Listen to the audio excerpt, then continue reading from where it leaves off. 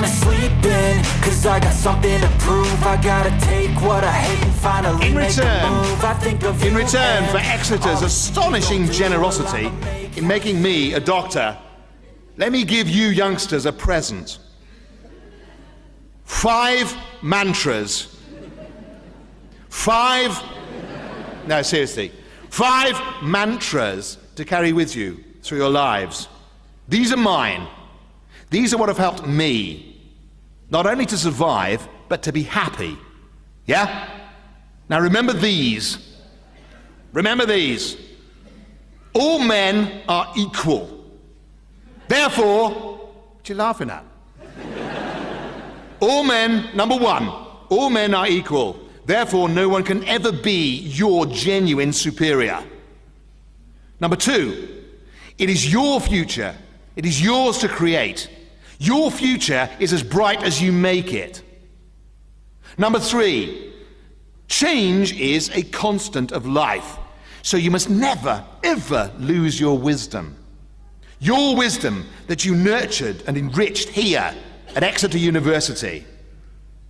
Number 4, if you want to live a full and complete human life, you have to be free. Freedom is paramount. And number 5, love is the answer. Love is the answer. So my friends, there's my present to you. You just make sure that you've always got those 5 things: equality, opportunity, wisdom, freedom, and love. Yeah? Equality, opportunity, wisdom, freedom, and love. And you'll be all right. You'll be all right with that and a bit of good luck. So good luck. Congratulations and good luck, my young friends. You go out there and have yourselves a fucking good life. So we've been seeing going around on Twitter the last couple of days reports from big accounts that Mel Gibson is making a 4-part documentary on child trafficking. And so I took a look into this, and me and John, we took a look into this and we looked a bit deeper into it. And you don't actually have to look too deep to see that it's not true. Mel Gibson is not making a 4-part documentary on child trafficking at all. In fact, this article right here from the Associated Press cites Mel Gibson's publicist, who denies it. It says, no, Mel Gibson is not making or financing a 4-part documentary on child trafficking. The reason I'm making this video is to warn you to just stop believing everything you immediately see on these social media platforms just because they come from an account that you may like or you may follow. Just because you like their opinion on one thing does not mean they're going to be correct about everything. And the same applies to me, and the same applies to John. But it turns out that this just isn't true. Mel Gibson is not financing or making a 4-part documentary, and it's just not true. So always look deeper, always do your research before just blindly sharing that thing. And as we always say on the show, don't even believe what we're saying. Go and look for yourself.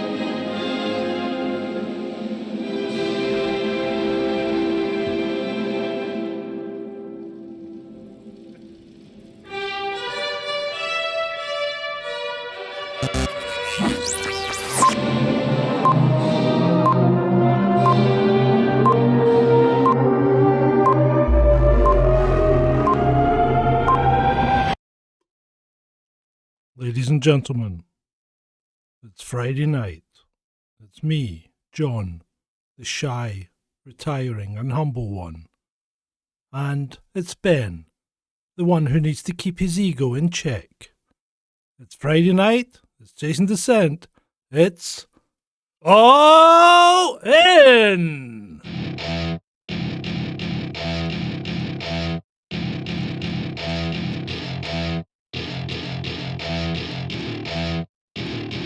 Welcome to my party, we're just getting started. A life is a dream or a nightmare scarring. Hand me a drink cause I think I'm going all in. Get me a shrink who can catch me when I'm falling. Cover up my scars, flip the handlebars. Crashing in my car, wake up in a bar. I'll be a superstar, just on my avatar. This world is so bizarre, empty out the reservoir.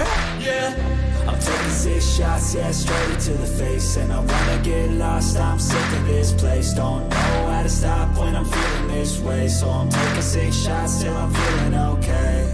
I think I'm going crazy, don't think I'll get home safe. So I'm taking 6 shots all straight to the face. I'm taking 6 shots, are you coming with me? I'm taking 6 shots, yeah, straight to the face. And I wanna get lost, I'm sick of this place. Don't know how to stop when I'm feeling this way. So I'm taking 6 shots till I'm feeling okay.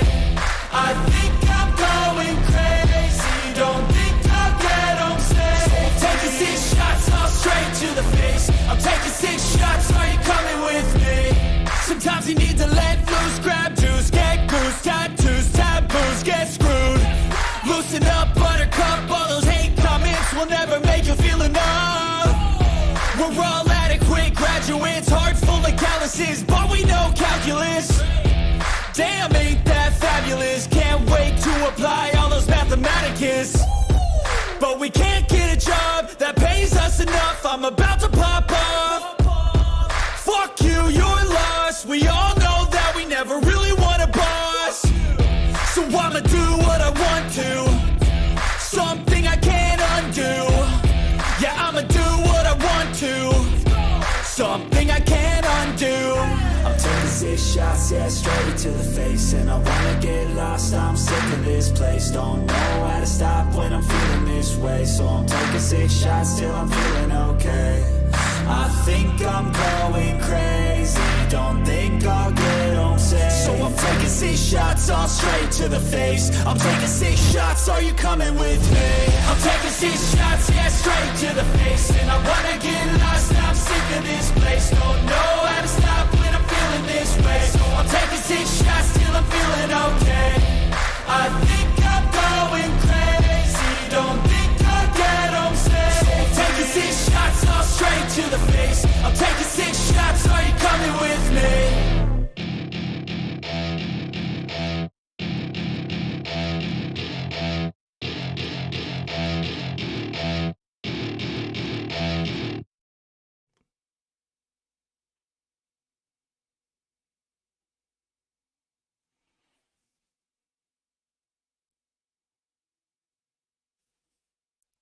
Well, no, I have just handed in my resignation as a Conservative MP.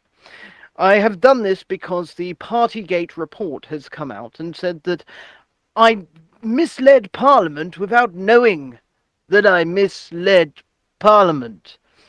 However, realistically, I was just not following rules that I didn't believe in. So what I am going to do now I am no longer the Conservative MP for Ruislip, is I've got my new green tabard here, and I just discovered that the production of lettuce is causing 3 times more emissions than the production of bacon. And as you can tell, I am a man who likes his bacon. So I'm going to put on this tabard. I'm going to take to the streets, and I'm going to demand that we just stop lettuce. And just make bacon. Yeah, there was, for some reason, the audio cut again when I flipped to you, but I got you back in time for you to say Boris Johnson or something like that. I think, to be fair, I did a pretty good job there off the top of my head. You did excellent. You did excellent. Like, excellent. It was That's a good job. That's the type of resignation speech he should be giving tonight. Indeed, it is. I mean, he has resigned. In case people don't know, he is resigning with immediate effect as a Conservative MP. I can see that general election is now trending on Twitter. What did I say? What did I say during the pre-show? Yeah. There's going to be a general election because apparently there are going to be more heads falling tonight. More people are going to resign. So obviously this is just a way of them forcing Sunak out. I think so, because remember, he was the Chancellor, and he was caught up in all of this too. Didn't he also receive a fine? If my memory serves. Regardless of it, I mean, the whole thing is corrupt anyway, and let's face it doesn't matter, but I'm pretty sure this is to get rid of Sunak because, you know, Johnson might be a buffoon, but he's not daft, right? He's not daft. The buffoon's a character. Yeah, and he's not daft, and if it was me, I would be sitting there going, I'm going to get him. He's going to pay for this. He's not getting away with it, and he's not getting a free ride. And I'm pretty sure Johnson's been sitting there stewing, going, you know, how am I going to get him? And I think this is part of it. He's stitching him up. Now, do you think that this is quite possibly the end of the Conservative Party, not just for the next general election, but as we know it? Well, let's be honest, right? All the parties have ended as we knew them because the Labour Party doesn't represent the common man anymore. No, the Labour Party is essentially what the Tory Party used to be, let's face it. You know, I mean, and let's be honest. Pardon me. The Labour Party hasn't represented the common man since Tony Blair and his new Labour stuff. Yep. The Conservative Party doesn't represent the Toffs anymore because it doesn't put in Conservative policies. So, no. The Liberal Democrats don't exist. The Greens are out to pasture. Reform's going to be far from it because he would reform nothing. Exactly. And then let's not forget Loz's party, Reclaim. What are they exactly going to... They're not going to reclaim any seats in Parliament, are they? Yeah, exactly what would they want to reclaim? What are they going to reclaim? Now... Do you know what? You go on. I'm looking at the chat and I'm thinking Adam could be right here. Maybe a vote for Lord Buckethead is the sensible thing to do at this point. Maybe it is. I mean... The guy said he was going to rename, what did he say? He was going to rename Tower Bridge Phoebe Waller-Bridge after the actress Phoebe Waller-Bridge. Who's Lord Buckethead? You don't know who Lord Buckethead is? No. He runs in elections all around the country, and he used to be called Count Bimface. Oh, is this a bit like Screaming Lord Sutch used to be in my day? I mean, isn't he still doing it for the Monster Raven Looney Party? I thought he died. Did he not die? Well, the Monster Raven Looney Party is still about. Yeah, but I think Screaming Lord Sutch died. I may be wrong. But no, Lord Buckethead, well, I think he's actually called Count Bimface now. So he was Lord Buckethead and now he's Count Bimface. He last ran for London Mayor alongside Brian Rose and Sadiq Khan and Lawrence Fox and all of them. And it's quite an inventive costume. I believe it's his daughter running at the moment, actually. The guy's daughter in the costume. But still, maybe... Screamer did die. There you go. Yeah. But maybe... I'm laughing at Shalini. Imagine admitting that you're a member of a party. And you know what? But the thing is, the Heritage Party may well be all right. And I'm not going to... Hold on. Let me stop you there. Let me stop you right there, okay? Mm-hmm. Because which system are they operating under? The current parliamentary one, of course. Okay. Is that system broken? Extremely. Does that system need to be replaced? Definitely. Are you going to be able to change that system from the inside? Absolutely not. I rest my case. There you go. But still, let me continue with my point, if you will. They may well be all right. Their policies may well be, good. But unfortunately, it's all relative. They're not going to win a seat. Yeah. they're not going to win a seat because the general public don't know who they are, don't care who they are, and they're not given the airtime by the networks that the general public would listen to in order to promote their message. It's just not happening. You know, I abhor mainstream media. Everybody here knows this, but at the same time, the fact of the matter is, the general public consume it. And if you can't get your message through where the eyeballs and the ears are, how can you get your message across to the masses? And people can say, well, social media is a good tool. And yes, social media is the best and worst invention on the planet, absolutely. But unfortunately, the levers of power for these platforms lie with the people at the top. And they have the ability to switch on and switch off you and your message at any point for any reason, despite the fact that they call themselves neutral platforms. They're obviously not that. They have political leanings and political slants and political ideologies to which they adhere, and they don't want political leanings, political slants, and political ideologies that they despise gaining traction. So they just hit the ban hammer, push the mute button, you know. Mm-hmm. Unfortunately, I understand, like Shalini saying in the chat, David Curtin is on GB News a fair bit. So what? But GB News is they keep saying, "Oh, we've beat Sky in the ratings and all of this." But hold on a minute. Who does David Curtin represent? The Heritage Party. Yeah, but who does he represent as a group of people? That's a good question.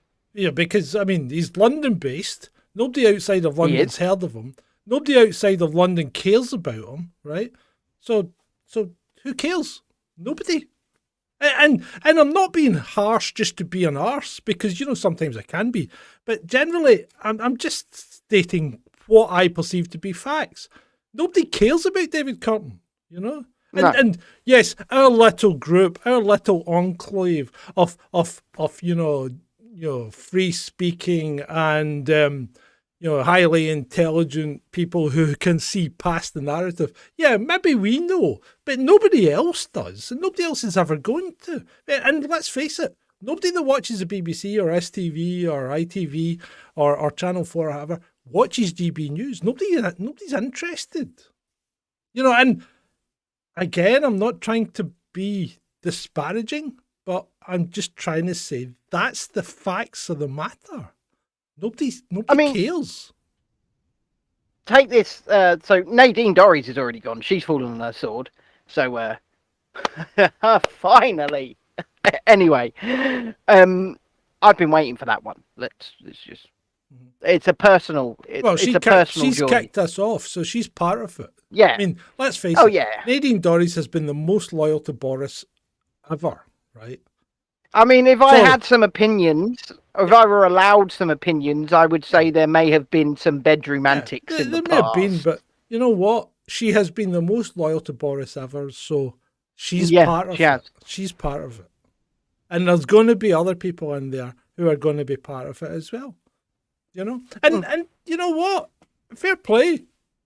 If they want to play shenanigans and try and manipulate things, then, fine, do it. Because the more you try and do this stuff, hopefully the quicker the people will see through them and realise that this doesn't work. We're not a democracy. No. We are far from it. We don't have any say in how the country's run.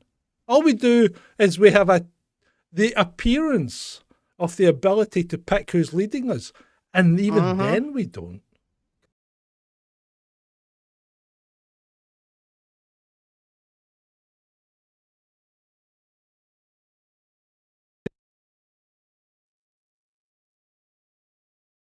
I would argue nothing will change. Your life will not get better. The average man and woman on the street is not going to see a difference. There's going to be no difference to your life whatsoever. Because they're all two cheeks of the same arse. Red, blue, blue, red, red, blue. Your lives have got consistently more taxing, more pressured, harder, especially those at the bottom, as the years have rolled on. It doesn't matter who's in charge. It really doesn't. The agenda, whatever that may be, will roll on. And there's nothing you can do to change that. It's like changing the figurehead, but it's not changing anything else. Yeah, it's the same. It's the same cheeks. John, I can't hear you. You've muted on Ring Central. I didn't mute. It played up. There you go. It dropped my audio. Interesting. I don't know why. Ring Central has been a bit of a little bitch recently. Okay, well, But anyway, we appear to be back. So yeah, it's the same cheeks of it's two cheeks of the same arse. That's what I'm trying to say. Yeah, it absolutely is. Nothing's going to change for you. Nothing. People will vote Keith Starmer. In fact, your life will probably get worse. I tell you what, though, and I'll give them credit for this because I didn't see this one coming. You know, I didn't see mass resignations or even the two that have resigned already forcing by-elections. I didn't see them doing that, so I'll give them credit. They've been creative. Yeah, and this is obviously, as far as I'm concerned, it is Johnson's final push to undermine Sunak. Well, yeah, it is. This is the knife's out and Sunak's back is there. Yeah, but rightfully so, to be fair, because if we go back to Our Lady Liz, right, whilst I wasn't elected by the general public, I was at least elected by the memberships, John. You do a good Liz Truss. You've even got I'll tell you exactly what happened. You've even got breasts that would give her a run for her money. I'll tell you exactly what happened, John. That little rat Rishi, he put a knife in my back. Yes, he did. He put a knife in my back. I wasn't even Prime Minister for 3 weeks, John. Oh, dear. So do you think if there's a by-election that Boris will restand? I don't know. Or sorry, definitely not as a Conservative. No, but if they force it to a general election, do you think Boris would restand? But well, I would imagine not as a Conservative. Yeah, I think he's probably dumb. Do you think he's going to run off with Andrew Bridgen over to Reform? No. No. Hold on, Andrew. I'm on my way over. I knew. What? I just can't go. I mean, the British politics, it's a joke. It really is. I mean, American politics is bad, but British politics just takes the absolute biscuit. I mean, Reform can technically claim that they've got an MP in Parliament, but, you know, it's because he just went, I'm in Reform now. Well, yeah. I mean, I'll be honest. You shouldn't be able to do that because you weren't elected under those terms. No, you were elected under the because we elect MPs under the mandate on which they're going to stand, the manifesto that the party puts out, and Andrew Bridgen was elected upon the current Conservative manifesto, exactly. despite the fact that the Conservatives appear to have completely forgotten what that goddamn manifesto was. But they always do. They always do. Every party does the same thing. Yeah. They just appear. Rishi's just sitting there, you know. He's got manifesto. What's that? What's Liz, come back, help me out here. I'm sorry, Rishi, you stabbed me in the back. But Minuteman 42 says apologies for my last. It might have been picked up by the auto word block thing, Minuteman, because I haven't seen anything, so don't worry about it. Are we looking on live chat and not? Yeah, no, I'm on live chat, but there are bad words are blocked automatically by YouTube. So if you say something that's got a bad word in it, then it'll just not appear. So don't worry. And you know what? The way you apologise.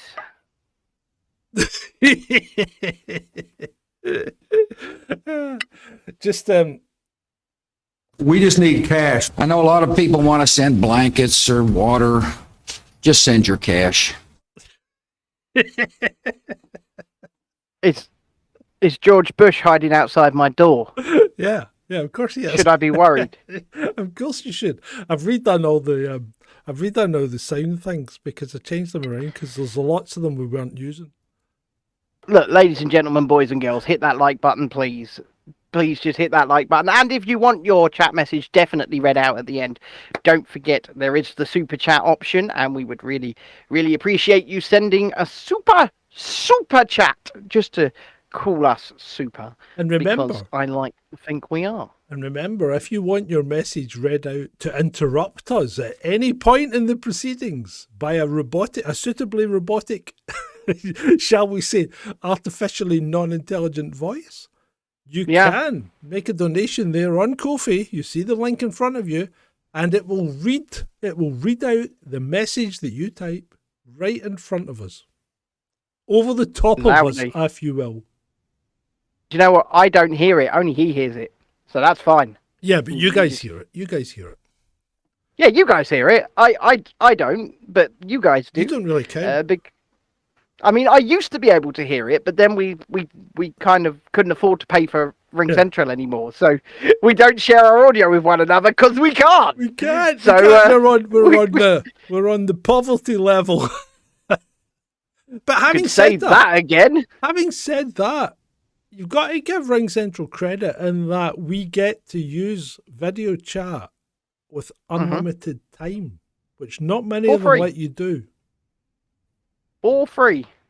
Which is really good, considering Ring Central is Zoom and it is owned by Zoom, and it's the same software and program as Zoom.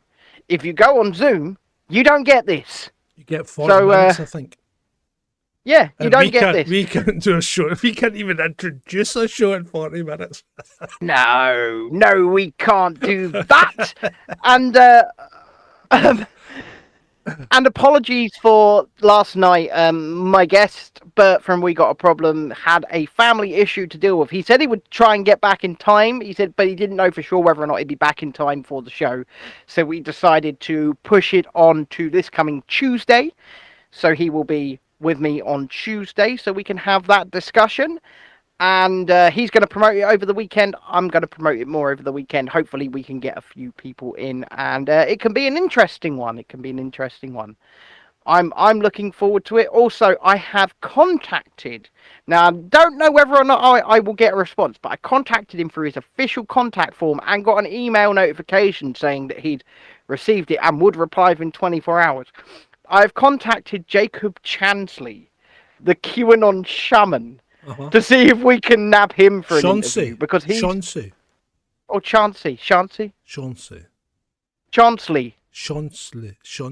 not? But I've contacted him for... Well, I just everybody tweet him, tell him to come on. I reached out to someone today asking if telling them they would love to have them on the show to discuss. You're never getting a response to that one, John. I know, but hey, you know what? If you don't try, you don't get. How dare you reach out to me, John? How dare you? I don't think he has. He says he has. I have. He says he has, but I don't think he has. I see his chat. There you go. I had hoped. Thank you for the £2. But I had hoped it would have arrived to him today, right? But I did send it second class. It hasn't. He told me to. Yeah, no, that's fine. That's fine. But when I told you to send it second class, that was 3 weeks ago. Yeah, I know. I know. It will. Hopefully, it will arrive at some point. If the if the postman didn't put it through their little scanner and go, oh, that looks quite nice. I'm going to have that. I'm going to have that. I'm going to have that. That shirt will do. Remember when they had my laptop? Remember when they had my laptop? Yeah. Oh, little bastards. Little bastard. But see, that there, ladies and gentlemen, is a prime example on how you will immediately get your chat answered if it appears all nicely blue and highlighted like that as a super chat, and goes towards helping us grow this show and build our permanent studio, * in Florida. Anyway, shall we Woo! Kofi! We From have a Spectre, I Kofi. like your pride shirts, you pair of 55. Love your pride shirts, you pair of. Oh, lovely. Did he just call us the P? Yeah, well, that's fine. Hey, if you want to call me that by donating a fiver, go for it all day, every day. Yeah. If that's. I mean, I'm not too sure how happy YouTube will be about that, but we didn't say it. I think it'll be fine. We didn't say it. It's a computer-generated voice as well. Yeah, we didn't say it. It's text to speech. That's dangerous, though. It really is quite dangerous. I suppose that's a little bit dangerous, but yeah. Yeah, it is. No, don't send me a however, new one yet. Let me see if it arrives first before we. I hope it does arrive. Right. Okay. So I tell you what I'd like to do, and let's get into the show proper. See what I mean? That's 25 minutes. Twitter's only got another 4 minutes before we cut them off. Oh yeah, until we say goodbye. Goodbye. Sorry, so long. people, I'm sorry. Farewell. Come Our to feet are YouTube. saying goodbye. We would stay on Twitter, but we don't get any money for it. So come to Nope. YouTube. If Twitter start paying us, that's fine. But Elon talks the talk, but he hasn't. And eventually he maybe walks the walk. Although there's a couple of things actually, and Elon's not on the list, but maybe I could start briefly with Elon then. We got him. Because Elon, well, no, I'll tell you what, it's fine. We'll get to it. We'll come back to it because I'll bring it in at something else that's on the list. So let's start the list with Mel Gibson. And your little skit that you had in the pre-roll. And not everyone would have seen that. Yeah, okay, so, Pardon me. how can I give it to my missus if I don't have it, Dreadeye? Well, it was Lila. I don't have it. It was Lila the other day kind of gave it away when you were chatting to your missus, and she said, "When are you posting that?" Yeah, and then I posted it. But that was only yesterday. And you said No. you posted it like 3 days ago. No. Not that. Anyway, she says just testing. No, I don't have it. It's not in my possession. Right, I carry don't on. have it. Right, anyway, Mel Gibson and his documentary that he's not making. Tell me about it, Ben. I mean, because we both looked at this, and I did the legwork up front, and then you did the heavy lifting by making the video. I did. But the point is, it was spreading like wildfire from massive accounts, and not just massive Twitter accounts, but redacted. Yeah, who are massive podcast. independent media accounts, right? I mean, They not just started redacted. talking about it. Not just redacted. What was that other one? Chriswick News. Yep. Chriswick News. And they're also. I'm not sure about UNN. But they're all saying that Mel Gibson is making a 4-part documentary about child trafficking, and we looked into it, and John sent me the relevant information. That country in Europe. Yeah, in Ukraine, and John sent me the relevant information, and I had a look through it, and it was the Associated Press. And now, normally, you know how I feel about the mainstream media, but normally I wouldn't use the mainstream media as a source, but I wasn't using them as a source. I was using them as a messenger, because they had gone out and done the legwork and actually spoken to the source in question, which was Mel Gibson's publicist. And I trust Mel Gibson's publicist over random Twitter accounts. So Mel Gibson's publicist had reported to the Associated Press that no, this is not true. He is neither making or financing or starring in any sort of documentary. And so at the end of the day, that's good enough for me. Yeah. From Mel Gibson's publicist. And I did kind of get into it with somebody who I think could be watching the show tonight, actually, because we buried the hatchet and actually sorted it out. Drop something in the chat, because we're not horrible people. We'll give you a shout. We don't out, bite, not at all. Well, we don't bite hard. Don't bite like sharks. unfortunately, sometimes the mainstream media are the best source to use, because they don't lie all of the time. And in fact, if they're just conveying a message from somebody else, which was in this case, the source is Mel Gibson's publicist, the Associated Press, or the Messenger. Well, see, you use the best information available. I don't mind the Associated Press too much because they're not actually a reporting organisation as such. They're more of an organisation that provides information for the reporters. So they're not shaping the narrative to the same extent. They'll just it's like a satellite feed. They're like the raw data, and then the stations are the ones that shape it. Mm-hmm. And in my view, I might be wrong. But still, regardless of the fact, they are still, I would say, classified as mainstream media, and a source I'm loathed to use at the end of the day. But sometimes, a broken clock is right twice a day, and then in fact, it wasn't the Associated Press themselves that were creating the information. They were just getting it directly from the source. So it's the best thing to use. And that information is good enough for me. And then finally, Tim Ballard himself, the man who is actually behind this documentary, he runs an organization called Operation Underground Railroad, who claim to rescue trafficked kids. There's a lot of questions about that as well, but that's a whole other thing that we could probably do for its own show, to be honest. But he has now come out and released an official statement yesterday saying, no, this isn't Mel Gibson's documentary. Mel Gibson just gave me a bunch of names once, and I went and So what I think happened here was there was a video that was spreading around of Tim Ballard talking about Mel Gibson giving him a bunch of names, and there seems to be an edit in this video, and I sent it to you, and I showed you where I thought the edit was, didn't I, John? Yeah. And there seems to be an edit in this video that makes it appear like Tim Ballard is saying Mel Gibson, gave them the stuff to film this documentary, and I don't think that's what he really said. I think there's an edit. Yeah. I think there's a cut. And the other thing I think is there's been a bit of cognitive dissonance from people who wanted to hear that. Yeah, of course. They wanted to hear that Mel Gibson was involved, that Mel Gibson's doing this. I mean, Mel Gibson's done some good stuff in his day, and he is doing a second Passion of the Christ, isn't he? That's what he's working on.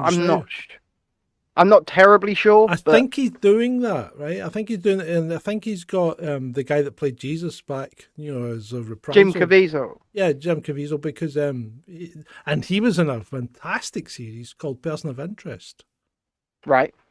And that's something, if you've never seen it, you want to watch, because that's like, do you remember what was the what was the thing with God's Eye in it? Was it Fast and Furious, wasn't it?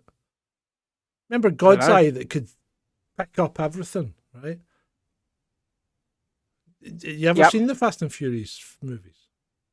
Yeah, I just don't recall this being in them. Yeah, was there not that device that was, it was called God's Eye or something like that? Yeah, it was a Fast and Furious, I'm pretty sure it was.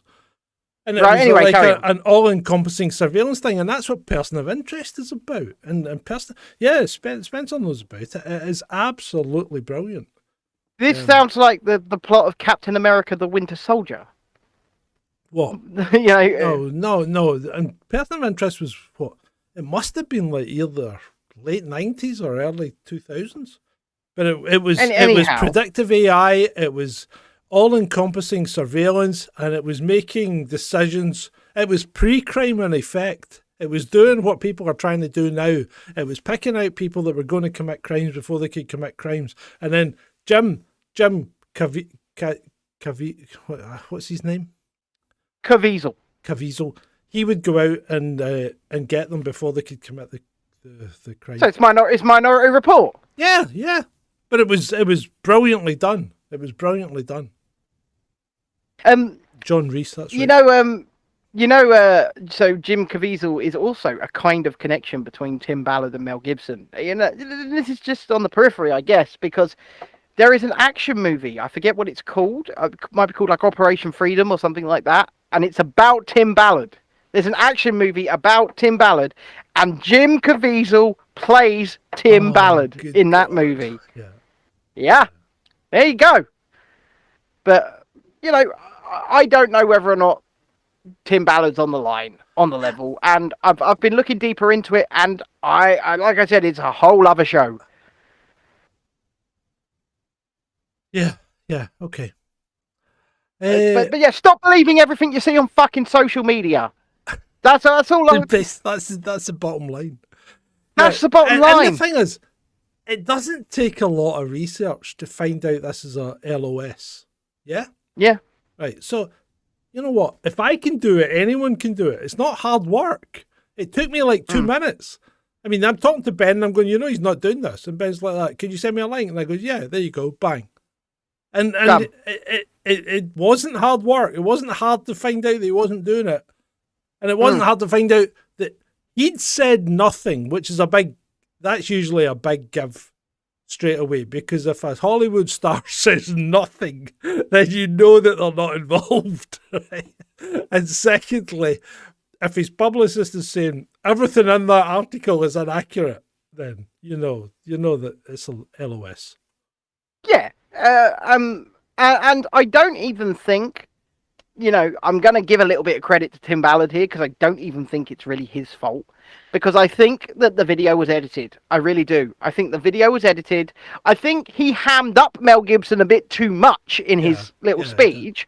But at the video I sent John, at about the 30-second mark, he mentions Mel Gibson. Yeah. And then there's a cut, and it's ever so subtle. But I think a lot was cut out. I think a lot was cut out where he explained that someone else helped make this movie. Yeah, because after that, and it was made to look like he just said someone helped. Yeah. Yeah. So believing everything you see on social media, like I said in the video, just because it comes from an account, and I mean, like I'm gonna name two. I'm gonna name two, and I shouldn't, but I'm going to. That people keep believing that they really shouldn't. Stu Peters and Dom Luca. Oh my god! I followed Dom Luca. Oh my god! Why? Because it's funny. It's comedy funny. gold. I call him Dumb Luca. That's what I call him. I call him Dumb Luca. The dude is, he just, anything Dom Luca sees as some sort of rabbit hole or something like that, he thinks it's all true. Anything. You could literally send him a private message with a photoshopped image of somebody doing something, and he'd be, oh my god, you've been exposed! Here it is! And you know what? And that's kind of the theme of this show, because searching for better is a theme, and you can see that because I'd like to thank our sponsor of this show, the Wayland Yutani Company, which is in the thumbnail, because they're making better worlds for you. For you. But yeah, so they're going out in search of better worlds, while we're sitting here at home. And we're looking for better as well. We're trying to do things better than many people do. And while we say better, we mean we try and give you reality with a bit of a humorous twist on it. If we fail, we fail, right? But sometimes I love doing these shows because I think they're hilarious. But that's just me. Yeah. But yeah. I think we'd try and give you something different, and that's why we still promote the value for value model. So if you think we're giving you value, give us some value back. That's all we ask. That's all we're asking. If you think it's worth, whatever you want, because some people give quite a lot a month, some people give very little. And also a really good way to do that now is Super Chats, because it's something that's instant, it's in front of us, and it gets, Ko-fi's it's an better, interactive thing. Ko-fi's even better. Because Ko-fi doesn't take 30% of the cut. No, that's true. That's true. Right. There you go. Yeah. Right. So. But no, you're absolutely right, and I know I say that a lot because he is right a lot of the time. But searching for better, I like to think that better is Occam's razor, and it's so simple because Occam's razor is the simplest solution is more often than not the correct solution. And this is why I find it fascinating and reassuring that we get attacked heavily from both extremes. Because I think that if we're being attacked by both extremes and we're being targeted by both extremes, we're probably sitting in about the right place. I don't even think we sit in the middle, as if you could say that, because I think what we do is we sit on the side of truth, regardless of where it is.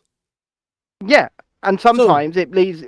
Sometimes it leads you to places you maybe don't want to be, but that's the truth. And that's exactly right. And this is why we don't, and I don't, and John doesn't join any groups, join any movements, join anything like the Together Declaration or anything like that. Apart from Just Stop Lettuce. Yeah, that's apart from Just Stop Lettuce. But otherwise, we don't join any sort of political movements or anything like that, because we would paint ourselves into an echo chamber. Because once you join part of one of these movements or one of these groups, they expect you to be all in, and that's the name of the show, ironically. Yeah. But they expect you. They expect you to be all in on their ideology, and that means you can't dissent in any way, shape, or form. And otherwise, you are persona non grata, you are evil, you must be ostracized, you must be destroyed. And I just can't paint myself into an echo chamber like that. And sometimes I say things that I know people watching this show don't like. And I know that they're not going to like it, because I tell you, you're not going to like this. But that's... Yeah, these things happen. That's fine, because it's the truth. Well, as far as we can see it, and as far as the research that we've delved into, it's the truth, and the truth is the truth. You know what else is an inconvenient truth? Mm. We've run past our time, and I'm sorry, Twitter, but it's goodbye. Na na na na na na na na. Hey hey, come to YouTube. Bye bye. Right. So, right. Okay. So Twitter's out. Where are we now? Let's move on. Can we move on to Tucker? Tucker on Twitter. Right. Did you see episode 2? I've not watched episode 2. Oh well, I watched a little bit of it. It was I about taboos, right? Yeah, but he had to go at Obama. Right. He had to go at Obama and Michael.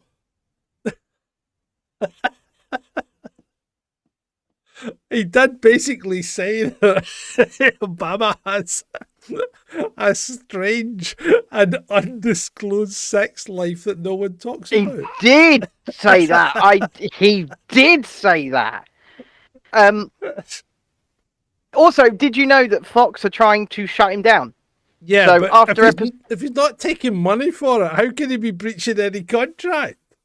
They are saying, so Fox News are saying that Tucker Carlson is in breach of his contract by creating Tucker on Twitter, but he's not got any advertisers. Yeah, he's not, by the looks of it, got any sponsors. He's not making any revenue. You know why Fox are trying to shut him down?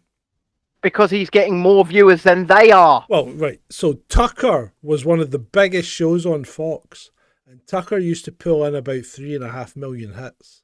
Okay? Yeah. So Tucker episode 1 on Twitter got 45 million hits. I'll tell you exactly how many episode 2 is up to now. It's probably more by now. So Tucker Carlson, let's go. Right, so episode 2 has had, let's click into it, 45 million views. There you go. Episode... I'm not often right, but I'm right again. I love the Babylon Bees headline. Unemployed guy's basement selfie video crushes Fox News in primetime ratings. Yeah, basically that's it. Yeah.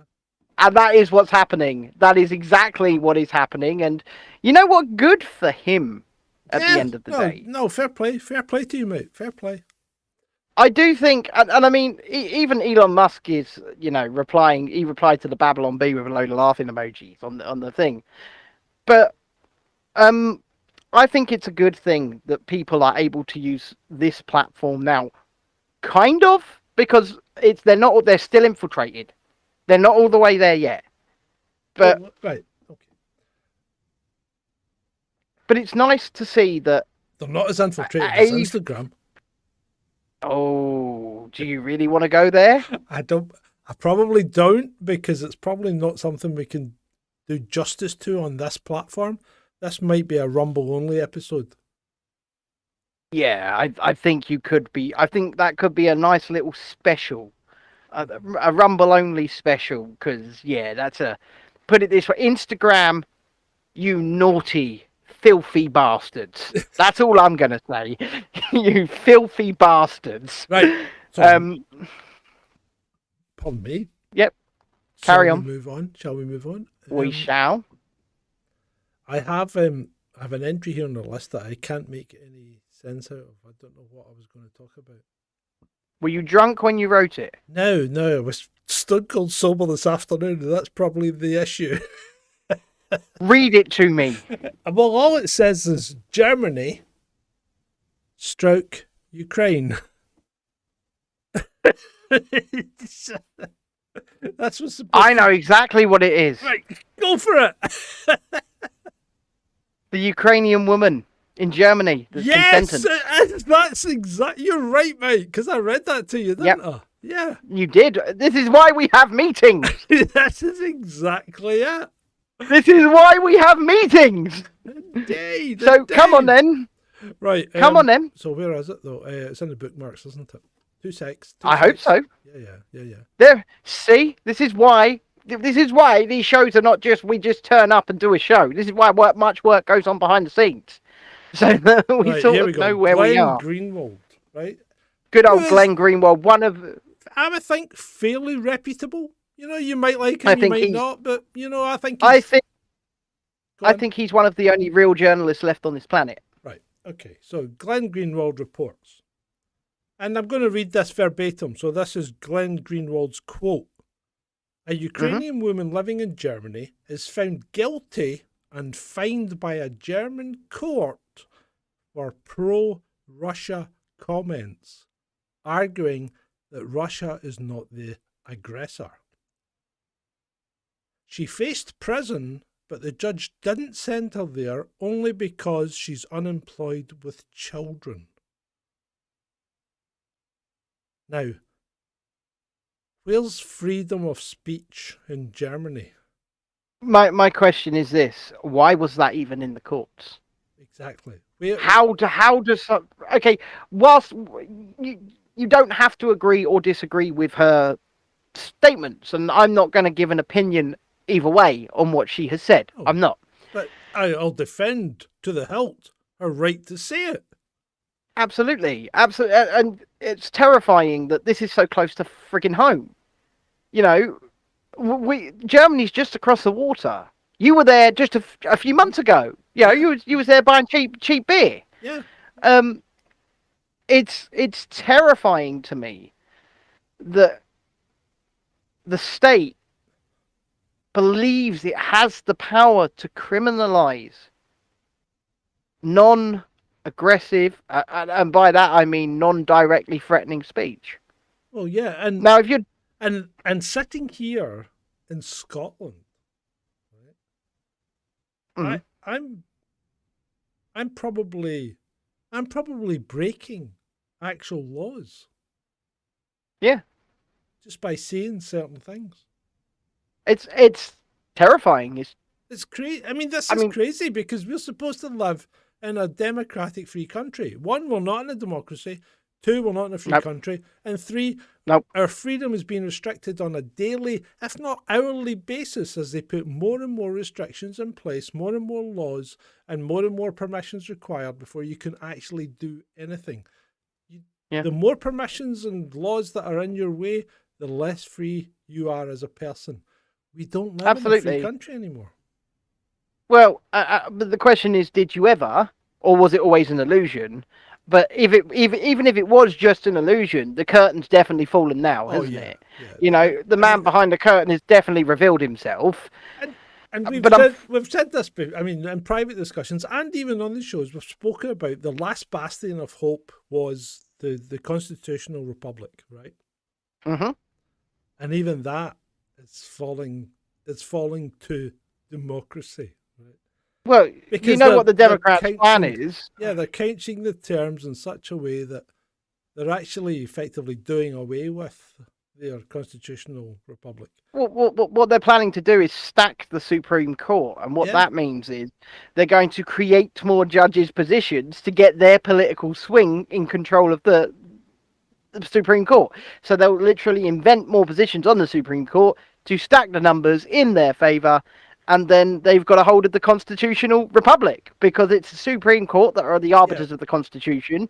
It is the Supreme Court that make those final says and those final decisions. It's essentially, it's the Supreme Court that overturned Roe v. Wade, and if they stack the court, that will be reinstated. But see, this is the problem, right? This is a problem because what they're doing these days, and it's not just in America, it's here, it's in Europe, it's everywhere. Everywhere in the West, I would say, is doing this. What they're doing is they are couching legislation in terms that leave it deliberately open to interpretation. Absolutely. Right? So Absolutely, they are. Instead of specifying what the crime is or the offence is, they're leaving it open to interpretation. And then it has to go to court to be clarified. And a law is never a law until it's been to court. So what's happening is every time it goes to court, it then gets, you're then at the will and behest of the particular sheriff or judge or whatever it is that's looking at that case. And that's they will interpret it how they see fit. See fit. And well, look at Count Look at Count Dankula. He's a prime example. He went to court for something that he should never have gone to court for. Absolutely. He made statements that it was a joke, and anyone watching it or looking at what he'd done would have said, yes, that was comedy, that was a joke. But no, the judge in that case, or the sheriff, it would have been in Scotland, but the sheriff decided that no, that's not what he thought. Not that the sheriff thought this. The sheriff thought that Count Dankula didn't think that. So he put his opinion on someone else's mind. Mm-hmm. That's not a free country. We're not in a free country. You're not. We're not. You're not. We're not. And it's terrifying to think that, because, I have small children. John, you have children. At some point we will leave this earthly plane to these children, and I worry what state we're going to leave them in. I worry about it every single day. Yeah, I don't. You know what? All we can do, mate, is make them as strong and as questioning as we possibly can, so that they can fight their own case, because they're going to have to. They're going to have to fight their case. Yeah, and they need to know that just because somebody in a perceived position of authority tells them something, it doesn't always mean that thing is true, right, or just. Just because somebody is perceived as being in a position of authority does not give them power over you. It doesn't. Because, if you're a true believer in equality like I am, then no one man is more powerful than another anyway. And you should never, ever treat anyone in that way. It doesn't matter who you are, man, woman, child. It doesn't matter. As Rick said in the pre-roll, didn't he? Mm-hmm. All men are equal. Therefore, no one can truly be your superior. Absolutely. And he's right. I just want to address Sophie in the chat. Yes, I did. It was about 3 weeks ago. Went to France. It was a good time. It was a good time. Good time had by all. And a nice reset, shall we say, which I needed, and hopefully I've got another one coming up soon, which would be pretty good. Andrew says it's their bread and butter, more discreet than their airborne cousins usually are. That was my immediate thought. Reservist freelancing gives legal loops. So who do you think blew up the dam? A NATO operation? Oh, right. Well, I mean... I think, we were... A NATO operation? Well, Ben came up with actually a good idea, because remember, that dam had been hit a couple of times by by Ukrainian rockets. In November. Could it have just been structural failure? Could it really? Because you think about the amount of millions of gallons of water that's pressing against that all the time. could have been structural failure. We're not saying it was. We don't know. And the thing is, none of you know. And once again, to address Sophie, we tried to get out to central Paris, and what happened, John? Oh, they shut the train down, didn't they? Shut The station army down. were closed. They'd shut the RER station, and they were standing there in their hats and guns and wouldn't let anybody in. Yeah. So we could not leave. So we tried to get out, and we couldn't. It was relative. They did it 2 days in a row as well. It was relatively interesting. We don't know why. It was probably a training exercise because they were there doing another training exercise with helicopters last night, same place. So probably a training exercise. But it was rather inconvenient, I will say that. So we shall move on because it's searching for better again, isn't it? Well, we're searching for better, so we're looking for better levels of reporting from mainstream journalists, from independent journalists, because we're all making mistakes. You know, we are all making mistakes. We make less mistakes than most, and I say that humbly. Right, but generally we do make less mistakes than most, and more times than not we're right, and when we're not right, we'll tell you we weren't right, and we'll apologise for it. But absolutely. So George Monbot of The Guardian, right? Yeah. Joined a slow march. Yeah, he did. He got in front of the cars, didn't he? Mm-hmm. So he's not a journalist anymore, is he? Was he ever? He was working for The Guardian. Yeah, it's okay, but that's not the actions of a journalist to actually participate in a protest march, is it? I mean, when you were covering protest marches in London and such, like, were you protesting or were you covering the protest? Well, I was live streaming. Yeah, so you were covering the protest. When you went when you went round centres of excellence in various parts of Britain and asked questions, were you protesting or were you? I was just asking questions. Were you asking questions of where certain people were? I was just provocatively asking questions. Yeah, so that I would say was journalistic activity. What George was doing was activism. That was nothing but activism. And that's not what a journalist should be doing, because a journalist should be impartial. Surely a journalist should be impartial. Well, let's face it, none of our mainstream journalists are impartial. None of them. No. Okay? And we're not impartial because we have our own opinions. Yet we will try and report factually impartially. Absolutely. But, this is heavily an opinion-based show. But I think people get that at this point. But when it comes to the facts, we try to give you them straight. Yeah, okay. But I don't think we're anywhere near as bad as the mainstream media. None of them are impartial, because what they do now is the mainstream media, the BBC, will have somebody on to interview. If it's from a political slant that they don't like, they will debate them into the floor rather than ask them questions. Mm-hmm. They will, your journalist's job is not to debate the person you're interviewing. It's to get their opinion, find out what they believe, why they believe it, why this situation happened. But that's not that isn't what's happening now. These so-called mainstream journalists, they snap back at their guests, and they get snarky, and they call them liars. They tell them they're wrong, or they tell them, I don't like your opinion, and stuff like that. Well, I mean, I think it's okay to tell someone they're wrong if they're factually incorrect.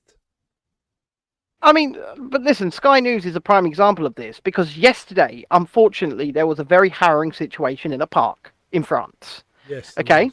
Yeah. And Sky News decided to tweet a segment where one of their contributors, I don't think it was one of their journalists, but one of their contributors had said that this guy's an asylum seeker. That's now going to be used by the far right, and that was his concern over anything else, over the children, over anything else. But Sky News tweeted that as a factual piece, as is. And then they turned off comments because they knew what they were doing. They knew exactly what they were doing. They knew they would rile people up. They knew that what they were doing there wasn't journalism. They knew they were putting that out verbatim as if it were their opinion, because if they weren't, they would have turned on the comments and said, this is somebody else's opinion. But the blurb, the tweet was just, this will be used by the far right as some kind of poster, whatever. It's abhorrent. This so-called new journalism. It's not journalism. People like George Monbiot, yeah, you're right. He's an activist. He's not a journalist. But then again, I would argue that like I said, anybody that's worked for The Guardian, at least for the last decade, has probably always been an activist anyway. Look, they employ Owen Jones, for God's sake. Tell me that guy's a journalist. Tell me that guy's a journalist. I mean, Tom Harwood's not a journalist. Owen Jones isn't a journalist. Sophie Corcoran's not a journalist. You know, Piers Morgan's and these people not a are all. journalist. I mean, and these people are all employed by so-called news organisations, right? Or they're contributors to these things. Journalism is dead. The idea of mainstream journalism is a joke. Apart from that guy Patrick, I can't remember his surname, but he was he went to Patrick Christie's. I think it might be. Yeah, he went to a village in Ukraine, right? That the Ukrainian forces have said they'd taken back over. Oh no, that wasn't Patrick Christie's, but I do know who you mean. Right, so it's Patrick Stewart, wasn't Stewart, was it? Anyway, right. Anyway, he went there in person, right, to a war zone, expecting to find people controlling that village. Mm-hmm. There was nobody there. And when I say nobody there, I don't mean there was no civilians there. There was nobody there. The whole village was completely empty. Nobody was controlling that village. That doesn't shock me in any way, shape, or form. Now, Sophie makes a point here in the chat that I actually want to push back against, because she says they're just script tellers. And yes, but no. Because, like I said, when they have a guest on that they politically disagree with, they go off script and they become holier than thou. It depends. You've got a point and Sophie's got a point, because many of the, well, I would certainly say the presenters, the people that do things like, you know, Good Morning Britain and present a show on GB News or whatever, or any of these channels really, all they do is read a script. It's only the kind of ones that pretend to be investigative journalists, like, you know, like the Paxman or whatever, and that kind of person. They try and make a name for themselves by being confrontational, by being aggressive. Piers Morgan tries it, but really, I mean, Piers Morgan's like getting savaged by a sheep. He's just pathetic. The thing is, Piers Morgan would not be able to hold his own with someone like me or you. No. He wouldn't. No, because we just... I mean, the guy, the problem is, he doesn't do any proper research. So when he doesn't. Arguing, all he does is shout you down. And that's where I'd put my hand. I go, hold on, Piers. Right, first of all, you're an arsehole. We all know you're an arsehole. Stop being an arsehole. All right, let's reset. Yeah. And then he'd probably just sit back going, how very dare you! Shut up, Piers, you're an arsehole. How dare you! Shut up, Piers. But this is why I always find it hilarious that his show is called Piers Morgan Uncensored, because, you know, as Sophie also rightly... No, and as Sophie rightly points out, they do have to keep within the box, though. And the box is Ofcom regulations, and obviously Talk TV is Ofcom regulated, is it not? The one that gets me, though, right? The one that gets me is America. When every channel says exactly the same script. Thing. Exactly the same thing. And I don't mean similar. I mean exactly the same thing. Word for word. Word for word.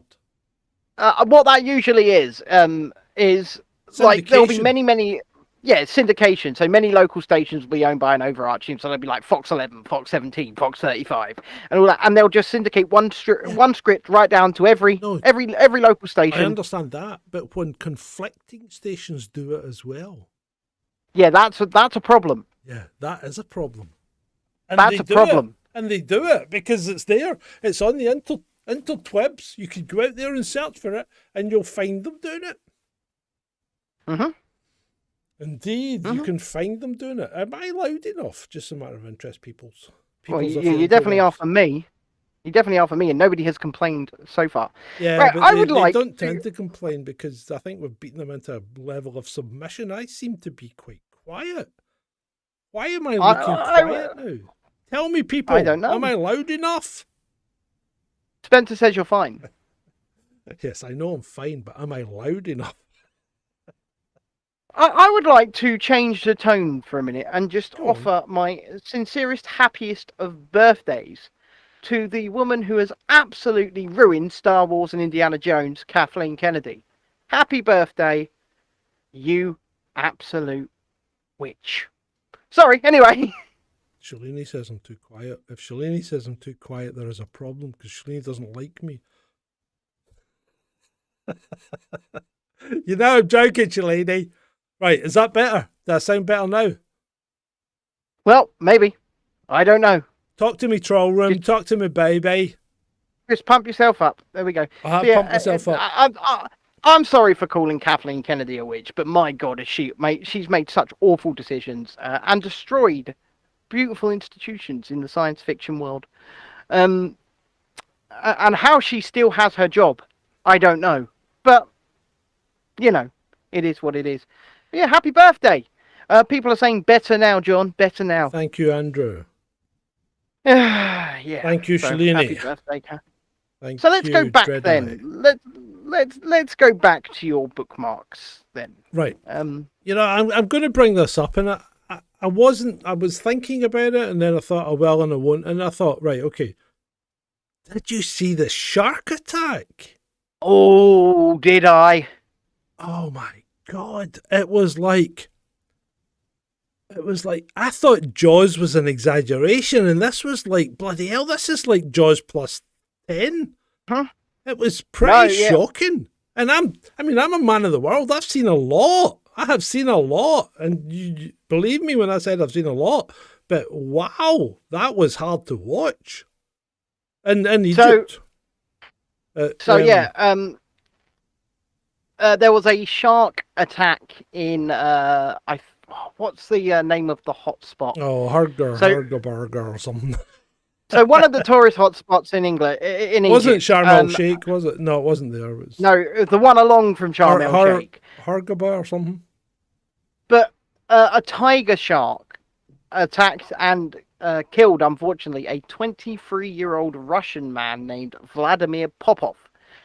His father was watched on from the beach whilst he screamed "Papa" as the shark ended him. Hurghada. There we go. Yeah, there you go. Probably. I knew it was something like that. Right. And it is. I'm actually watching it right now. I'm watching it right now, and it does not. Very hard to watch. Right. So the thing that gets me right now, these things happen.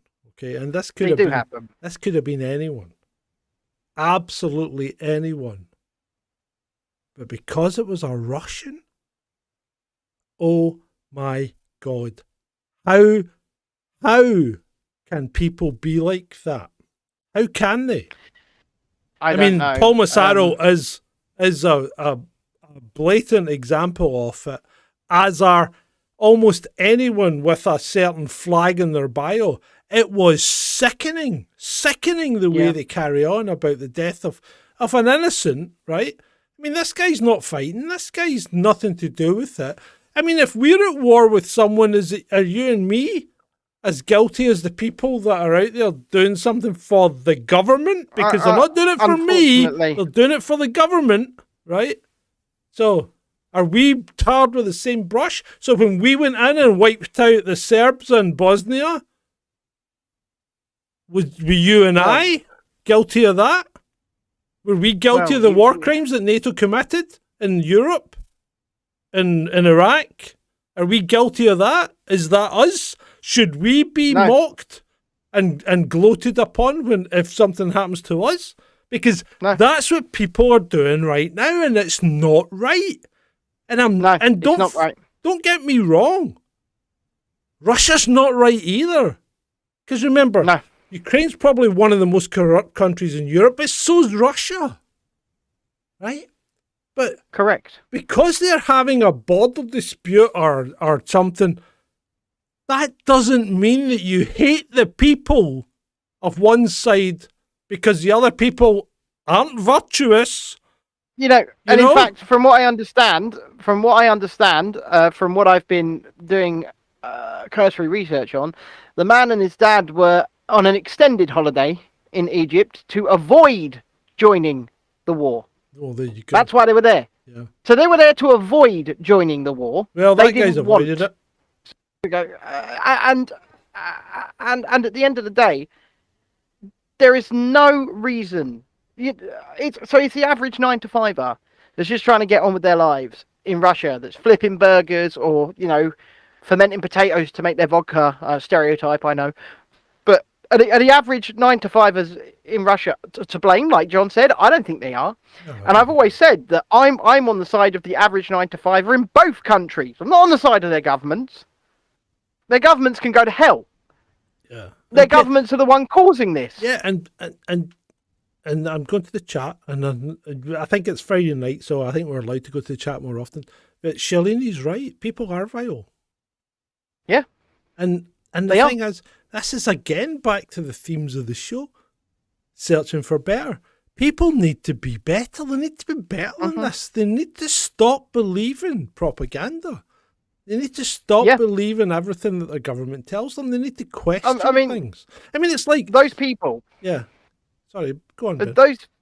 Those people that are mocking this man are doing so because they are so brainwashed. Yeah.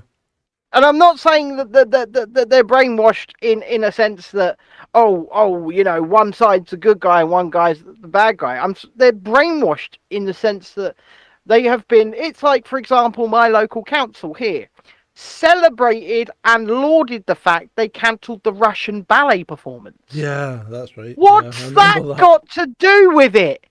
What has that got to do with it? Because all things Russia bad. And what is this man who was evidently trying to avoid being a part of all of this? What has that got to do with it? It's ridiculous. It is absolutely bloody ridiculous that we get to the point where people consume media, and then blindly repeat. Consume, blindly repeat. Consume, blindly repeat. It is they live. It is they live. Right, you're right. And we need to get more glasses out there. Yeah, we do. His name was Vladimir Popov, yeah. So Vaughan says he was probably ethnically Bulgarian. Well, I'll bow to your superior knowledge, Vaughan. I have no idea. You're beating me on that one, mate. This is one of the few things I have no knowledge of. But the point of the matter is that people mocking this are vile. It was just a man swimming in the sea, a 23-year-old young man. It could have been your son, your brother. Yep. Could have been your uncle. Could have been your dad. Your daughter. It could have been. It could have been your wife. It could have been anybody. It could have been a kid. Could have and been just because they anyone. just because they happened to be born in a country you don't like, their death deserves to be mocked. Celebrated. It's beyond mocked. It's celebrated. They are celebrating someone's death. Well, this is why, Shalini, I go back to social media once again being the best and worst invention in history. It's the best invention because look at what we're doing right now. We're able to connect with one another in a way that we never would have been able to connect with one another before. But also, look at what they're doing. Yeah. Look at what they're doing. They are vile. They are vile people. And the thing is, They think they're the morally righteous ones. Am I saying we are the morally righteous ones? I don't think there really is such a thing as moral righteousness, to be honest. I don't think it exists, but I think that they think that it exists, and I think they think that they have it because they're celebrating the right deaths. You know what? No, they're not. And I know we weren't going to talk about it, but it is horrific. It is major news. And I would actually say to you people, don't watch it. Just don't watch it. Don't watch the French one either. No, don't watch the French. We've kind of avoided talking. I know we touched upon it earlier. Don't watch it. Just don't watch it. Because all we're doing is, emboldening. Carry on. I tell you what, though, someone said on Twitter, I think it was earlier, that, it's always very convenient when people are there filming. And my thoughts are more to the point of, I'm surprised there isn't more. I'm surprised there isn't more people filming because everyone has a camera in their pocket. So I'm just surprised that we don't get more real footage of these things. I'm surprised that there isn't footage of everything that happens in Ukraine. I'm surprised there isn't footage of every terrorist attack from multiple angles. I'm surprised there isn't footage of the shark attack from 3 or 4 or whatever different angles. So I find it strange that you only get 1 or 2. And this leads on to, I'm surprised there isn't footage of an alien in the backyard. I know. Where's the footage? Video. Have you heard the expression, video or it never happened? Well, exactly. And this guy rung the 911. Have you heard the 911 call? Yeah, I've heard it. He's right. They're in my backyard. One of them's about 10 feet tall, and one of them's sitting inside the thing. You know what? One of them, and he's just staring at me. Let me give you a scenario here, right? The guy's been watching Avatar. I was going to say, I watched Avatar 2 yesterday. We'll get onto that in a minute. Right. So the guy's been watching Avatar or Avatar 2 or whatever, and he's maybe been having a little puff. And he's gone out the back, and he's thought, whoa, what's that? And then he thought, Jake Sully's in the back garden. Yeah, and then he's actually just come back in and went back out, and there's nothing there because he's mistaken something for a 10-foot tall alien with big black eyes. Perhaps. The whole thing's ridiculous. I mean, they released this body cam footage, didn't they? That they say show something in the sky. They say it shows something. Well, what? Oh my God. I mean, what does it show? I mean, it's the worst footage ever. It's like, you don't watch Formula One, but they have this new thing called helmet cam, right? So they have a camera inside the helmet. And right. They show you the picture from the driver's eye view, but they deliberately degrade the picture. Right. They make it coloured. They put some distortion on it, and they put like shudder and shake in it because that's what the driver would see. Fuck off. No, it's not, because your eyes are really, really good. When you're flying a helicopter, your eyeballs are bouncing so fast that you shouldn't be able to see. But your brain can still work it out. So I can actually confirm that you can see just fine flying a helicopter because I've done it. Yeah, well there you go. There you go. So the thing is, it's all a load of bullshit, right? Yeah. It's like it's just. Let's talk about the whistleblower.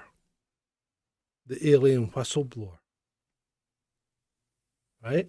So the Pentagon guy who's a whistleblower, that's David Kruger or something like that is his name. So he's a whistleblower, and he's saying that we've got, the US have got recovered alien. No, he didn't. He said we have recovered spacecraft, if you will. These are his words. Spacecraft, if you will, that are not of human origin. Mm-hmm. Right. Now that's what he said. And didn't he say they have bodies as well? And they said, well, he said that as well. But he never said they were aliens, and he never said they were extraterrestrials. Because what did we talk about in the last show? The importance of the words that you are using is critical. Now, he said they had aircraft, or they had spacecraft, and he says, spacecraft, if you will, and that's probably the wrong term. That's his words, right? That are not of human origin. Now, that doesn't mean they're extraterrestrial. Because, let's face it, if you captured an extraterrestrial spacecraft, would you not say, I've got an alien ship? Would you not? Probably. Yeah, you would say, we've got an alien ship and we've got alien bodies. But no, he's not saying that. I'd call you up. I'd be like, John, we got some aliens here, mate. We've got some aliens, yeah. We've got some aliens here. But that guy's not saying that. So what is he? And here's a question. What's he whistleblowing? Well, I don't know. See, this is the problem, because when people blow the whistle on things, they've normally got a beef. In fact, they haven't normally got a beef. They've always got a beef. They blow the whistle because something is wrong and something's being covered up to your detriment, right? This guy is saying there are aliens and we've got them. No, he's not. He's saying there are craft of non-human origin and bodies that are non-human, and we've got them. Well, what's he blowing the whistle on? What's he actually blowing? He's not blowing a whistle on anything. And the other thing is, he had to clear everything he said with the Department of Defense before he said it. Wow. So, see, that's interesting. That's bullshit. That's what that is, mate. Yeah, that's very interesting to me. Yeah. You see, aliens is actually trending on Twitter right now. It's actually trending right now on Twitter. And speaking of aliens and circling back round to the beginning, I actually watched Avatar 2 yesterday. I sat down and I watched the 3-hour, 15-minute slog. And at times it is a slog. I'm not going to say it's a perfect movie, but I came out of that film satisfied. I came out of that film pleasantly surprised, because for all the bullshit that James Cameron has been spewing about toxic masculinity lately, this film is all about quote-unquote toxic masculinity. It's about the importance of family and, in fact, the role of the father as the protector and provider, and the importance of both of those things. And it is a strong story. And you know what, people? You'll be able to watch a full review of this on the other channel. You will, yeah. So I started watching it yesterday and thought, nah, I can't commit 3 hours and 15 minutes of my life to this at this point. I watched about the first 15 minutes and thought, it's a bit schmaltzy at the start, and then it takes a while to get going. Then with the Colonel guy coming in, I thought, oh, here we go. I didn't get a good feeling from the bit I've watched, but maybe it gets better. It takes a while to get going, but the entire third act is mind-blowing. It's really good. Okay. Right, so let's go back to aliens. I'll tell you, I think there are aliens on this earth. Well, Jacinda Ardern's here. Yeah, but I think there are genuine aliens on this earth. And I think you only have to look at octopus. That's not that's not a creature of this planet. No, those things, you know, they're an anomaly for sure. They are definitely an anomaly, and so are like cuttlefish and squids and things like that. These things are not normal. These are not things you want to mess with. No. I mean, the octopus has it got 3 brains? I think it's got 3 brains, right? The octopus, right? The octopus, when it wants to have sex, rips off the penis that's on one of its legs and throws it at the female. Now if that's not a highly elaborate way of saying, here, fuck off and do it yourself, I don't know what is. And then it regrows. Then it regrows its penis. Well, it's like octopus, starfish, things like that. You cut something off, it regrows it. Yeah, yeah. You know, they replicate. And you know what else they do? Apparently, they can rewrite their RNA. Yep. And then the European Union is getting some flack just now from the environmentalists because they're letting Italy farm octopuses without by putting them in cages and things like that, because apparently octopuses don't like to be confined. Well, no, because they can fit through like the tiniest of holes. Massive octopus can push itself through a tiny. They are not normal creatures. No, if he can get his beak through the whole octopus can go through the hole. Yep. It's terrifying. Although I'm going to go to the chat briefly, right? I've never seen a potato rip its penis off and throw out a female potato. No, I can't say I have as well. I can't say I have. I'm not quite sure where you're coming from, Andrew. I mean, I'm not so sure potato even has a penis. I'm just gonna go. Adam says he used to swim with octopus octopi in Ibiza. There are loads there. I'm not surprised. Right? I suspect Adam may have been taken over by an octopus. I think there's an octopus linked into his brain somewhere that hangs about his back. And like spacemints. Yeah. Just really like spacemints. Yeah, I think so. Cut a bit off and grow it. Yeah, that's yeah. Yeah, that's yeah. Julie says that she's lost, Andrew. Well, you know what? You don't always have to not be lost.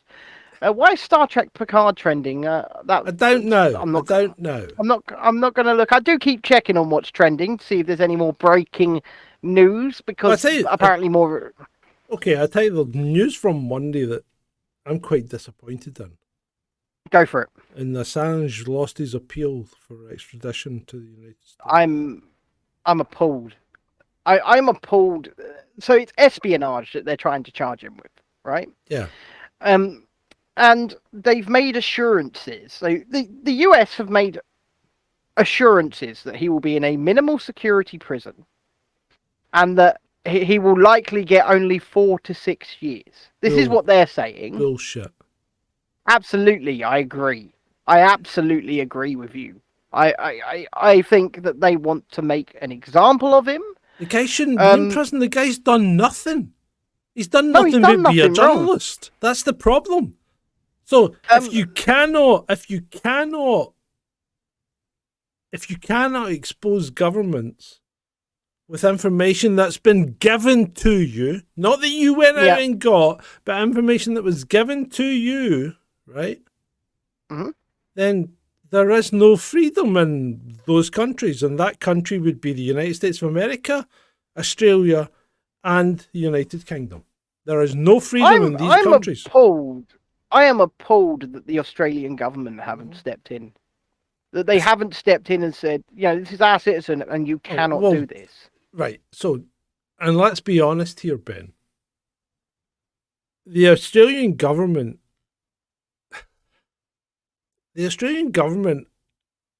just isn't a government anymore. It's a tyranny. I mean, look at what they did over the last 3 years. I mean, they've been belt and roaded to the hilt, especially in Victoria. But even worse than that, they've gone way above and beyond what they had to do to deal with anything. They built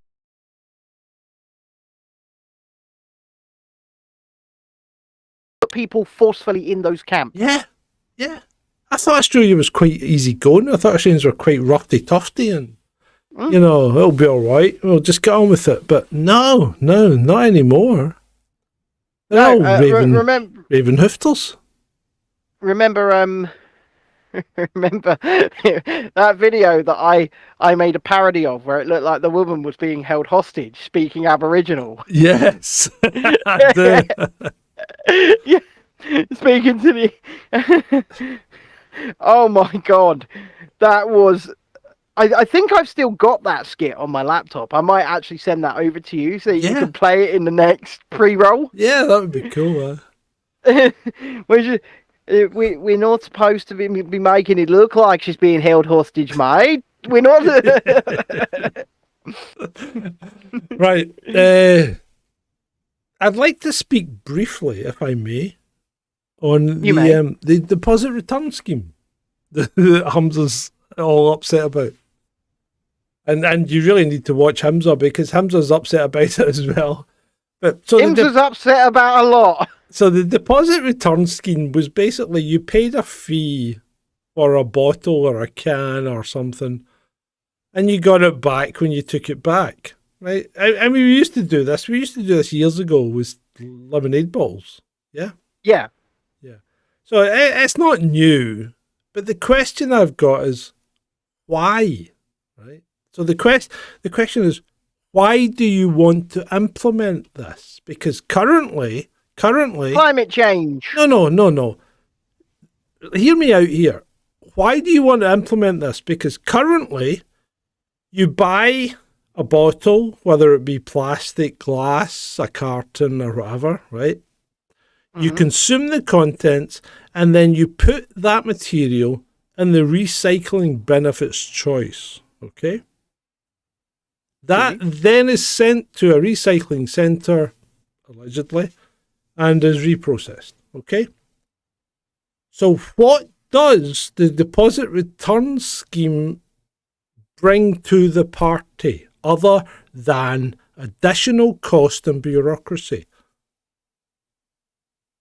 Well, it brings additional cost and bureaucracy, John. Yeah, because I can't figure out for the life of me why we need to do that, because you then pay an extra 20p, say, for a bottle, right, or 10 pence for a can, and then you get that 10 pence back when you put it in the recycling bin, but you can't put it in your recycling bin anymore. What you have to do, and bear with me here, is what you have to do is you have to collect your cans and bottles and whatever, put them into their bags or whatever you're going to transport them in, put them in your car, and then drive to a supermarket or suitable place where there will be a machine that's run by someone else, right, that you will then feed the cans into and get the cash back.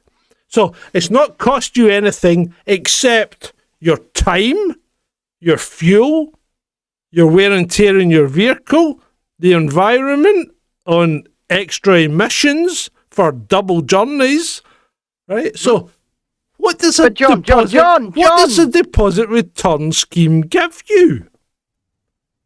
It doesn't give you anything. Yeah. But what it does do is it gives Hamza the appearance of looking like he's doing something. Yeah. The whole thing. That's what it does. The whole thing's a load of shite. And the problem is, all that's happened is they've just delayed the Scottish implementation until the English one's ready.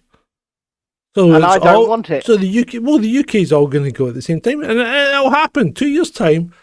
We'll all be doing this. You'll be putting your cans in a bag and then having to drive them to the supermarket and put them through a fucking machine to get your 10 pence back or 20. Do you know what I'll do? Do you know what I'll do? Yeah, I'll you'll just put them in the bin. 10 pence and put it in the bin. Yeah, I know.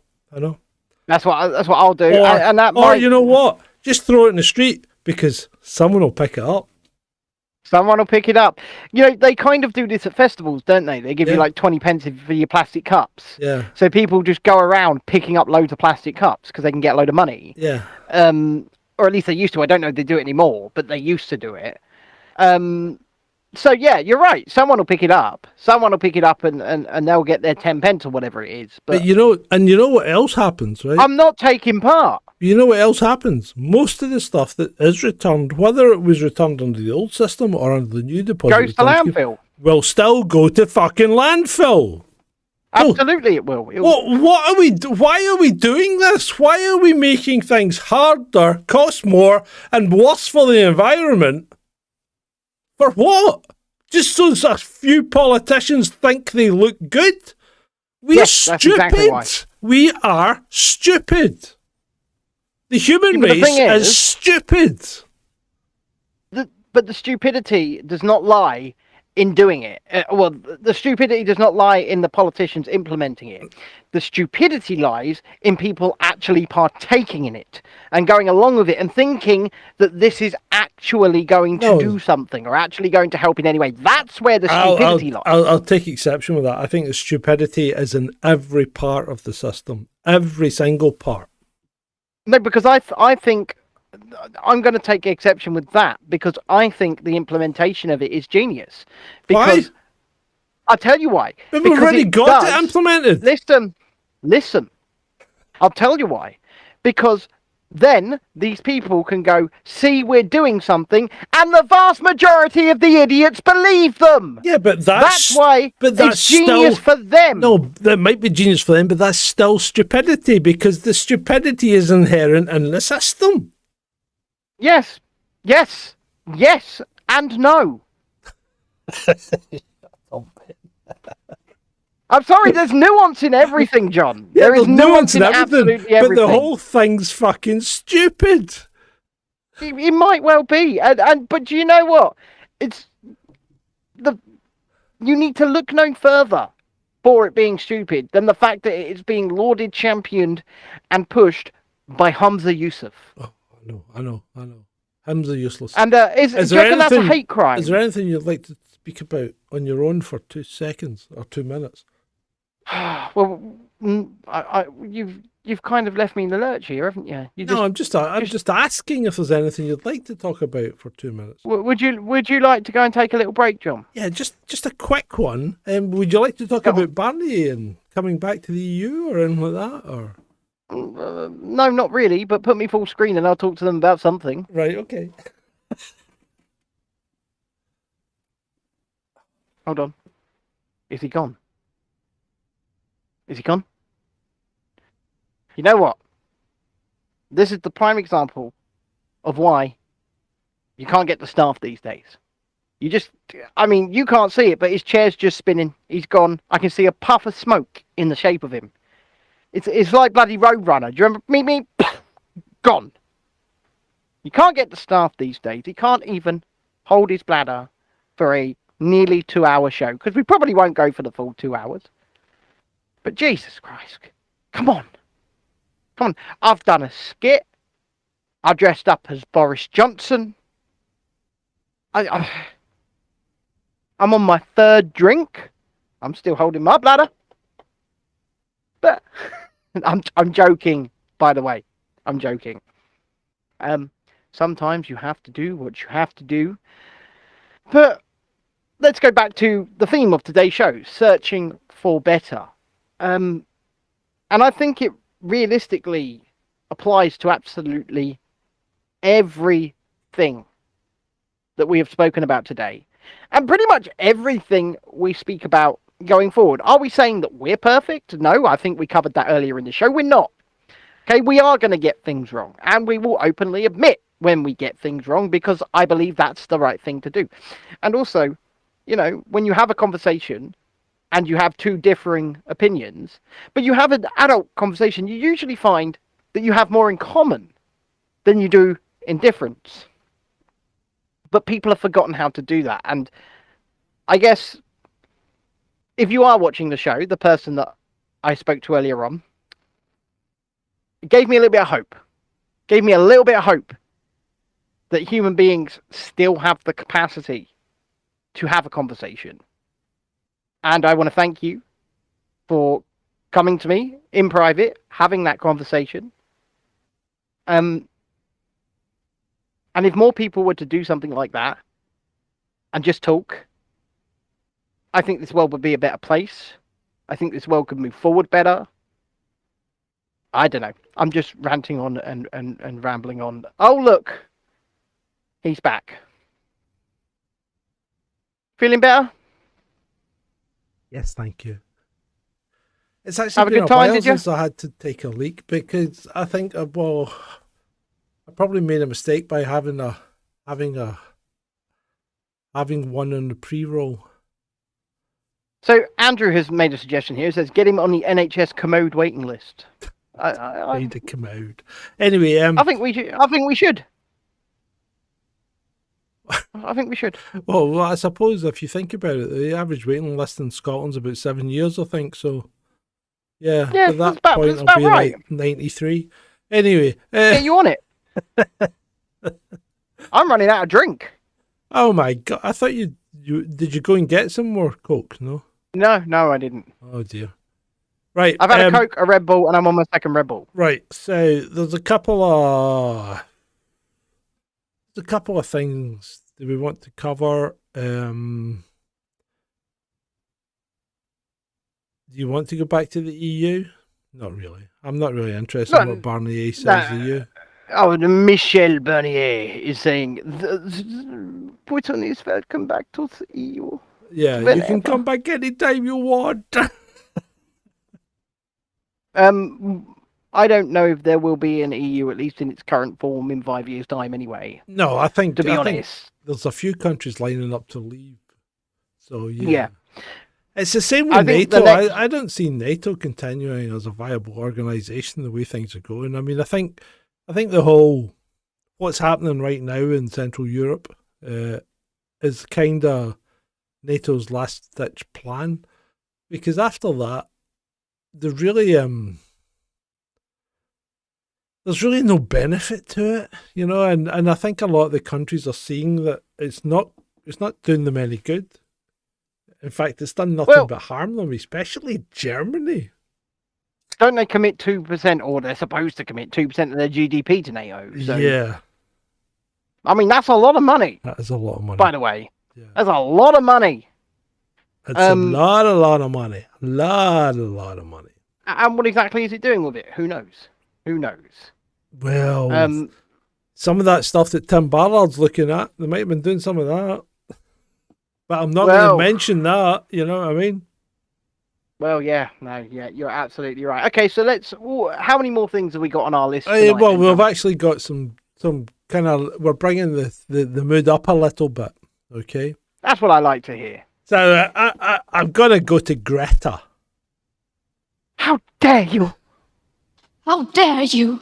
So Greta's had her last school strike, because that's her She left. has. That's her left the school. So it's her last Friday school strike, because she's left the school system now. But hold on 20. a minute. Greta's 20. Don't What they have to attend schools- school until they're 20? What school system still has people in school until they're 20? Really? And I'm also going to ask, how has Greta graduated when she stopped going to school like 7 years ago? How is she striking when she just, by all accounts, dropped out? yeah, well, she She doesn't go to school. She doesn't go to school. She's too busy. She's too busy sailing around the world to go to like New York on a climate conference. I travel the world, John. I go around and I tell people that they are spending too much money economically, and I do not know really what I'm talking about, but they give me the scripts and I read them, Yeah. and I say, how dare you? And then they go, oh, cute child. That's really it. How dare you? Yes, but she always goes like train, first class, or sailboat, or private jet. No, she doesn't go private jet. I don't know. You cannot prove I went on the plane. You cannot. I think I can. But anyway, You cannot prove I went on the plane. Greta could be. She could be, Andrew. I think you might be right there.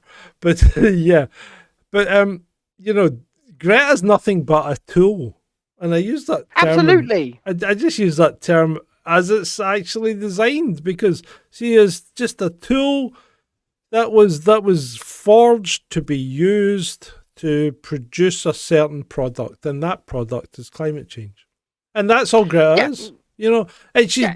And I feel quite sorry for her, because she's had I do. everything. She's had everything ripped off her. You know, she's had her childhood She removed. had her best years Yeah, she's taken away. She's had her childhood removed, and she's been turned into a right little activist, and she probably doesn't have a clue what she's going on about. In fact, some of the times I've seen Greta happiest was when she was in that group at COP26, and they were singing, "You can stick your climate change up your I remember. And she obviously didn't have a clue what they were singing because we're all singing a Scottish accent, but she looked like she was having fun. And you know, that's the only time that I think Greta's really been what she should have been. She should have been a child, and she should have been left alone, and she shouldn't have been put forward as a tool of the WEF.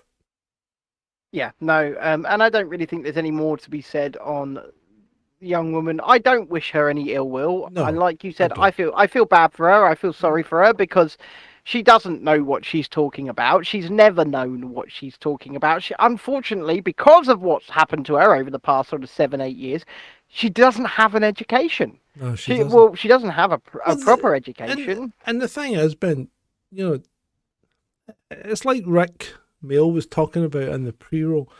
There's 5 mantras you want to live by, and one of those mantras was never lose your wisdom.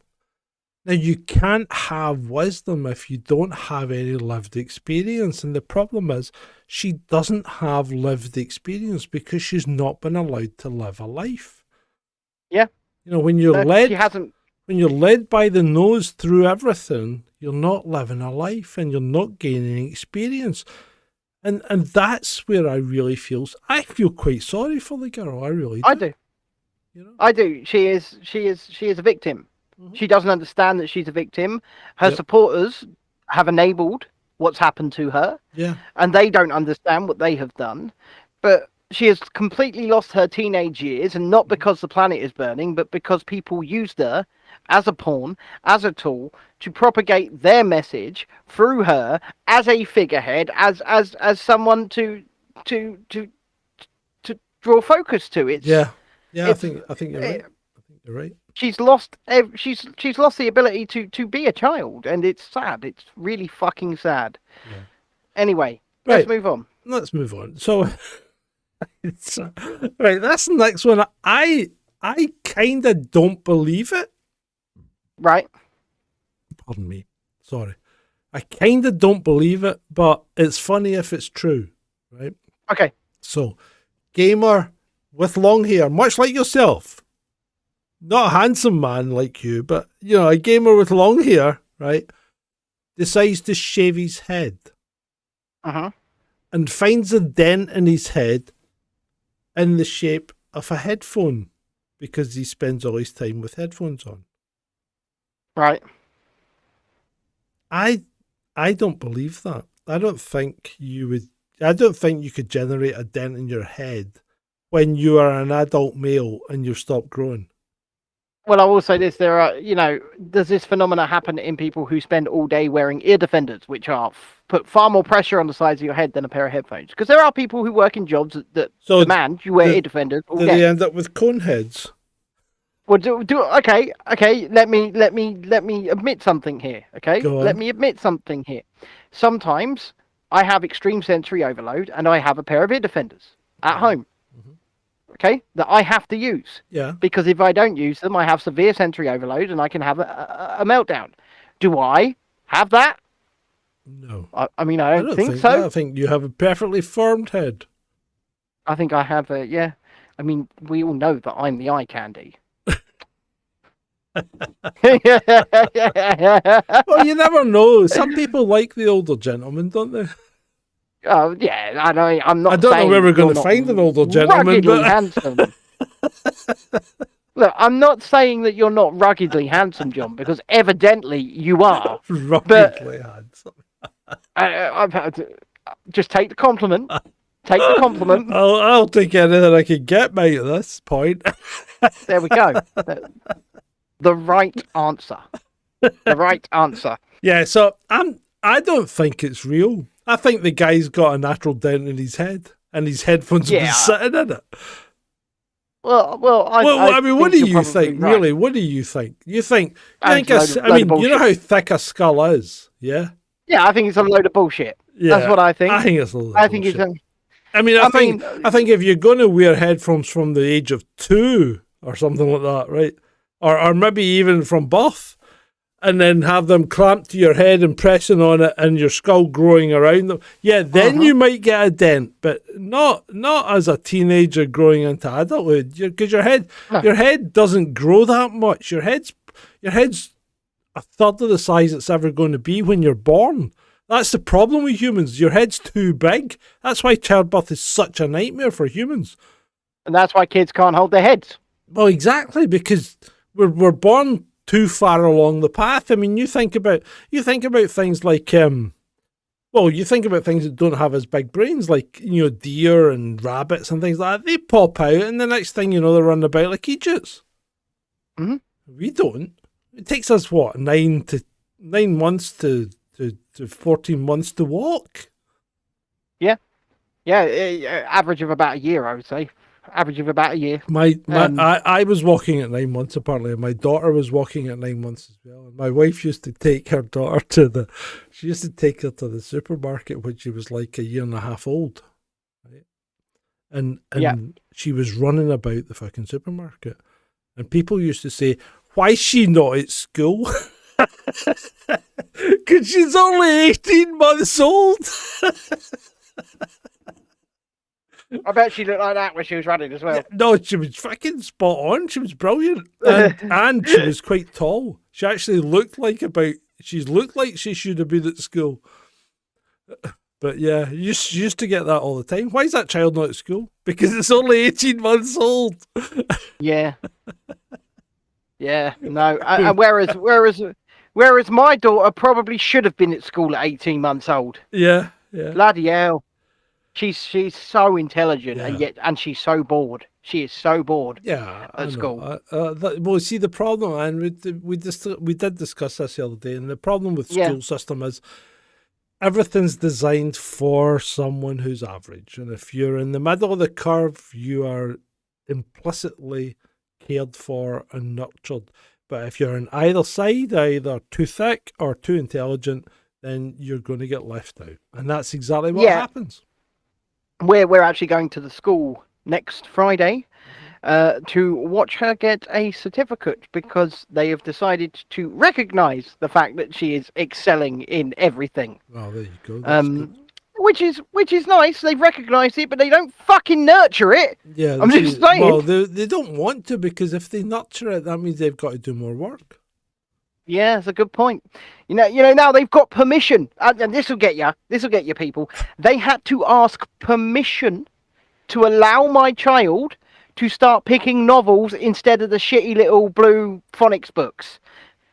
So they had to ask permission to allow my daughter to have a proper book rather than the shitty books that they have to learn, because she's on novels, and she's 6, and she's on novels. Yeah, and the other kids are on like level 1. You do not want to know what I was reading by the time I was 12, right? Because I was a voracious. By the time I was 12, I had read The Lord of the Rings. Yeah. I mean, yeah. But I was a voracious reader. I stole. Well, I didn't stole. My brothers gave me their library cards, because they never went to the library. So I went every week and got 12 books out and changed them every week. And probably I would say 8 of those books were reference books, and the other 4 were fiction. And Andrew says, "Get her on Orwell." I went through an awful lot. I mean, I'd read Plato by the time I was 12. And I'd gone through Sven Hassel's Wheels of Terror series by the age of 12. I'd done all the Dennis Wheatleys. I mean, Enid Blyton had finished before I was 8 or 9. The Bobbsey twins, they'd all gone. The Secret Seven, they were all done early doors. I was onto the hardcore stuff. Dennis Wheatley, Ride with the Devil. You know, I mean, bloody hell, I was reading some hardcore stuff by the time I was like 13, 14. But I just, what I can't believe is, Fighting Ships, I remember devouring that one week. Well, I tell you, actually, back when I was in school, so back when I was their age, let's say, what are we looking at? How old am I now? So about 27 years ago. Yeah. Bloody hell. I was ahead in all of this as well, and they recognised it, and they put me in a separate set for that thing. And they raised me up. And in fact, I had different exams in my year 6 SATs, SATs. Yeah. I had higher level SATs than everybody else. I was taken to a bloody little house at the side of the school to sit these higher level SATs away from everybody else. There's only 3 of us that did it, right?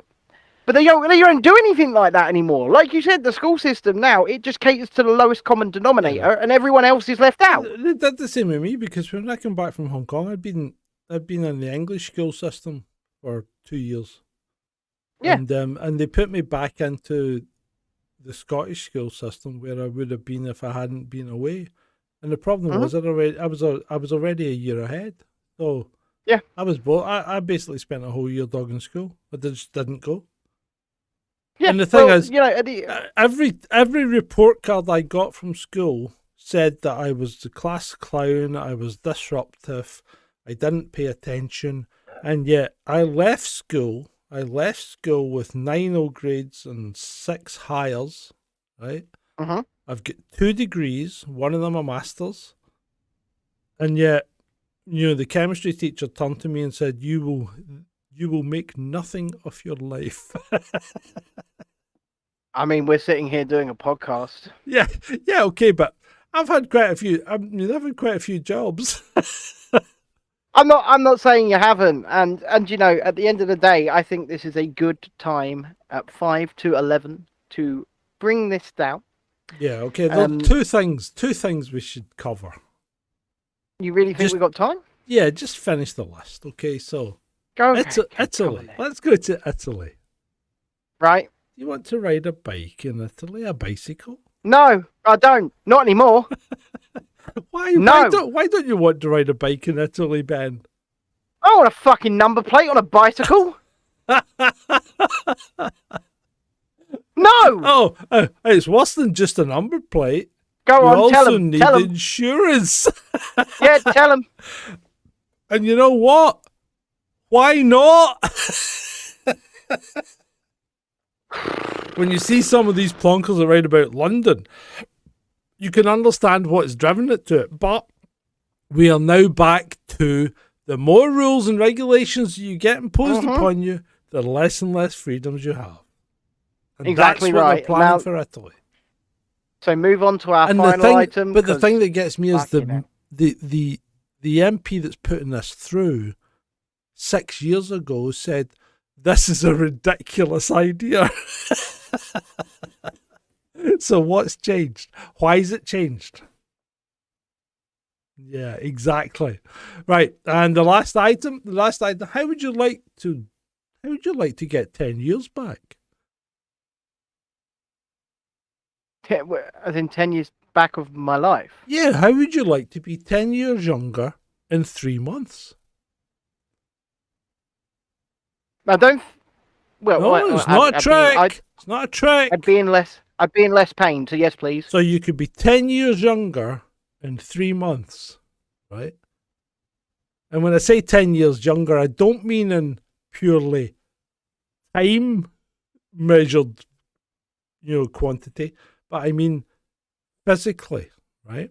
Yeah, go on in. Tell me. You spend 3 months living in a pod under the ocean, right? And the pressure does funny things to your body in that it increases the size of your telomeres instead of shrinking them, right? It increases your stem cell production by 10 times. So effectively, when you come back out, your body is 10 years younger in 3 months than it was before it went in. I mean, if this is absolutely true, sign me the fuck up. Yeah, well, this was a scientist did this test, and he spent 3 months under the ocean, and he says, maybe that is hyperbaric stuff. Pressure does funny things to the body, right? So, so what he's suggesting is maybe 2 weeks would be good treatment for people to be taken, but quite interesting. Well, it's quite interesting, but at the moment, I would say it's anecdotal if it's only been done the once, on the one person. No, it's not anecdotal because he's a scientist and it was measured and he did it. So it was all recorded, right? It was a Can proper... it be replicated? That's the question. Yeah, yes, that's a different question, but it's not anecdotal, right? It is a recorded scientific experiment.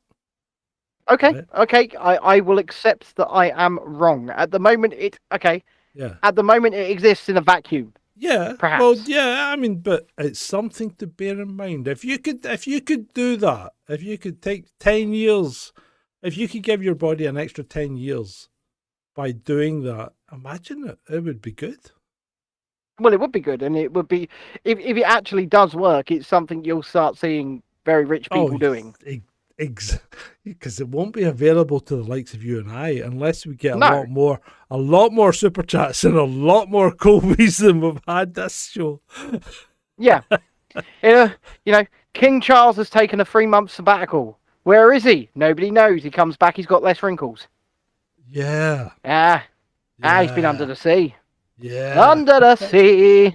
Under the sea. Darling, it's better down where it's wetter. Take it from me. It was Yellow Submarine by the Beatles. I'd like to be under the sea in a yellow submarine. So And there you go. There you We go. could, Spencer. Spencer says in the chat, we could build one under the pier. You've got to be quite deep, though, Spencer. It does get quite deep at the end of the pier. Yeah, 20, 30 feet's not going to do it, mate. You're talking about... Oh, yeah, that's... You want to be able to 100 feet or 200 feet or something like that. You know, and at some point you have to contend with the fact that if you've got the tiniest little, maybe even one of them, like, what if an octopus gets in, starts throwing its extremities at you?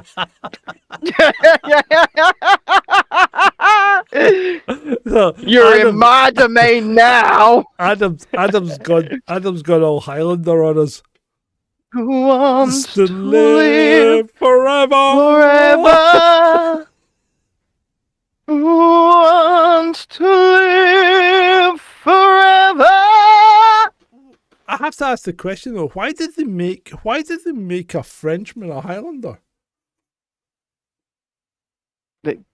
I'm trying to do a Scottish accent. I'm Conor MacLeod of the Clan MacLeod. But he was French, wasn't he? Christopher Lambert is French. Christopher Lambert. Yeah. Yes. Christopher Lambert. You know, there's a secret to speaking French. It's give up on the last syllable. Yes. And make everything Bonjour. sound like a question. No, Hello? no. The French don't do that. That's the Australians. Yes, they do. No, they do No. not. They do not up talk. The French do not up talk. I mean, you think about it. Bonjour. That's not. There's Bonjour? no up talking there, right? And also, you got to speak to real French people, and they're not like Australians. Australians do everything on the up talk. Everything. oh, mate, how you doing, mate? Yeah. I mean, Australians think everything's on. You know, they obviously are continually surprised with the way they speak. Oh my! Anyhow. Right. Anywho, we are over time. This has been a good one. I've really enjoyed this, and I hope that you have enjoyed it too. If you have enjoyed it, then please leave a like. If you've not already, subscribe to the channel. Make sure you do that, and of course, evangelize. Click that share button. Tell people we are here. Bring them to us. We really want to grow this platform into something real and something big. Yeah. And we need more watchers. We need more watchers. I mean, we're kind of stuck on the 14, 15 people watching concurrent us live. mark. Yeah, we need more. And we're not complaining. You know, I mean, people in the chat are saying we're easily better than Redacted, and I agree. I think we are. I we're agree. certainly more fun, right? I mean, we're not as straight-laced as them, but who wants to be? Do you want straight-laced people? I mean, why would you want straight-laced people? So I think we're more fun. And I think we give you the information, and if we ever give you it wrong, we do tell you that we've given you it wrong. So Redacted have just gone completely silent on the Mel Gibson thing. It's just disappeared, you know. And I actually sent them my video directly in their Twitter. Yeah. Thread. I put it so it's right there in their Twitter thread. They know. Well, they obviously know at this point because obviously the guys released a statement saying Mel Gibson's not involved in this film. Yeah. But still, anyhow, yeah, we may be less formulaic, and that may change because we always do slightly shake things up a bit, and we are getting to the point where now on Mondays and Wednesdays, like in the preamble, we'll tell you what's on the agenda and stuff like that. So we are getting a bit more structured, but Although, it's still a free-flowing show. what about Russell Brand? What about him? What about him copying us? Yeah, well, I mean, yes, I mean that was just blatant, was it not? yeah, blatant. A blatant copy. So, Russ, 3 days ago, we released a video called the ISOC, We did. right? And then 3 days later, Russell Brand releases a video called "What the Apple Pro Mask Really Will Be Used For," the IW*NK. He's more crude than us, but Copy not that. as smart, I would contend. Yeah, it's complete plagiarization, Russell. Yeah. Complete. And yet, he gets 82,000 views, and we've had 16? 15, maybe? Yeah. It's not fair. People, And with that, ladies and gentlemen, boys and girls, we will be back Monday night, usual time, 9 p.m. And we will be making more entertaining content for bigger content creators to plagiarize. Yeah. And I've got a cracker coming up that we're going to be filming in the early part of next week, John, because obviously the kids are in school. But I've got a cracker coming up that we are going to be filming in the early parts of next week. And those places that you told us to talk to, we're going to talk to in advance and make sure we're good to film before we do. But there is Excellent. something coming that you and are going to and love. there's other things coming as well along with it. Mm-hmm. So Mm-hmm. hang in there, people. We're coming to you. And with Hashtag that, not a cult. yeah, not a cult. And with that, I'd like to thank you for attending this episode 35? 35 of Chasing Dissent All In with me, John, and with the ever humble Ben. It's been great. For you.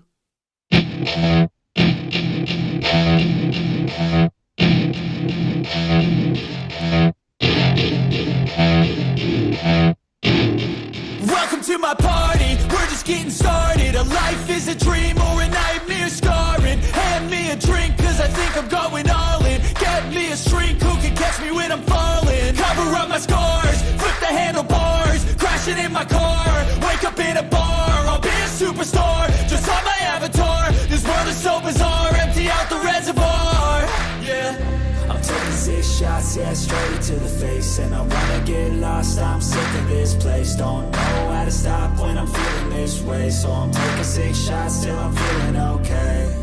I think I'm going crazy, don't think I'll get home safe. So I'm taking 6 shots all straight to the face. I'm taking 6 shots, are you coming with me? I'm taking 6 shots, yeah, straight to the face. And I wanna get lost, I'm sick of this place. Don't know how to stop when I'm feeling this way. So I'm taking 6 shots till I'm feeling okay. I think I'm going crazy, don't think I'll get home safe. So I'm taking 6 shots all straight to the face. I'm taking 6 shots, are you coming with me?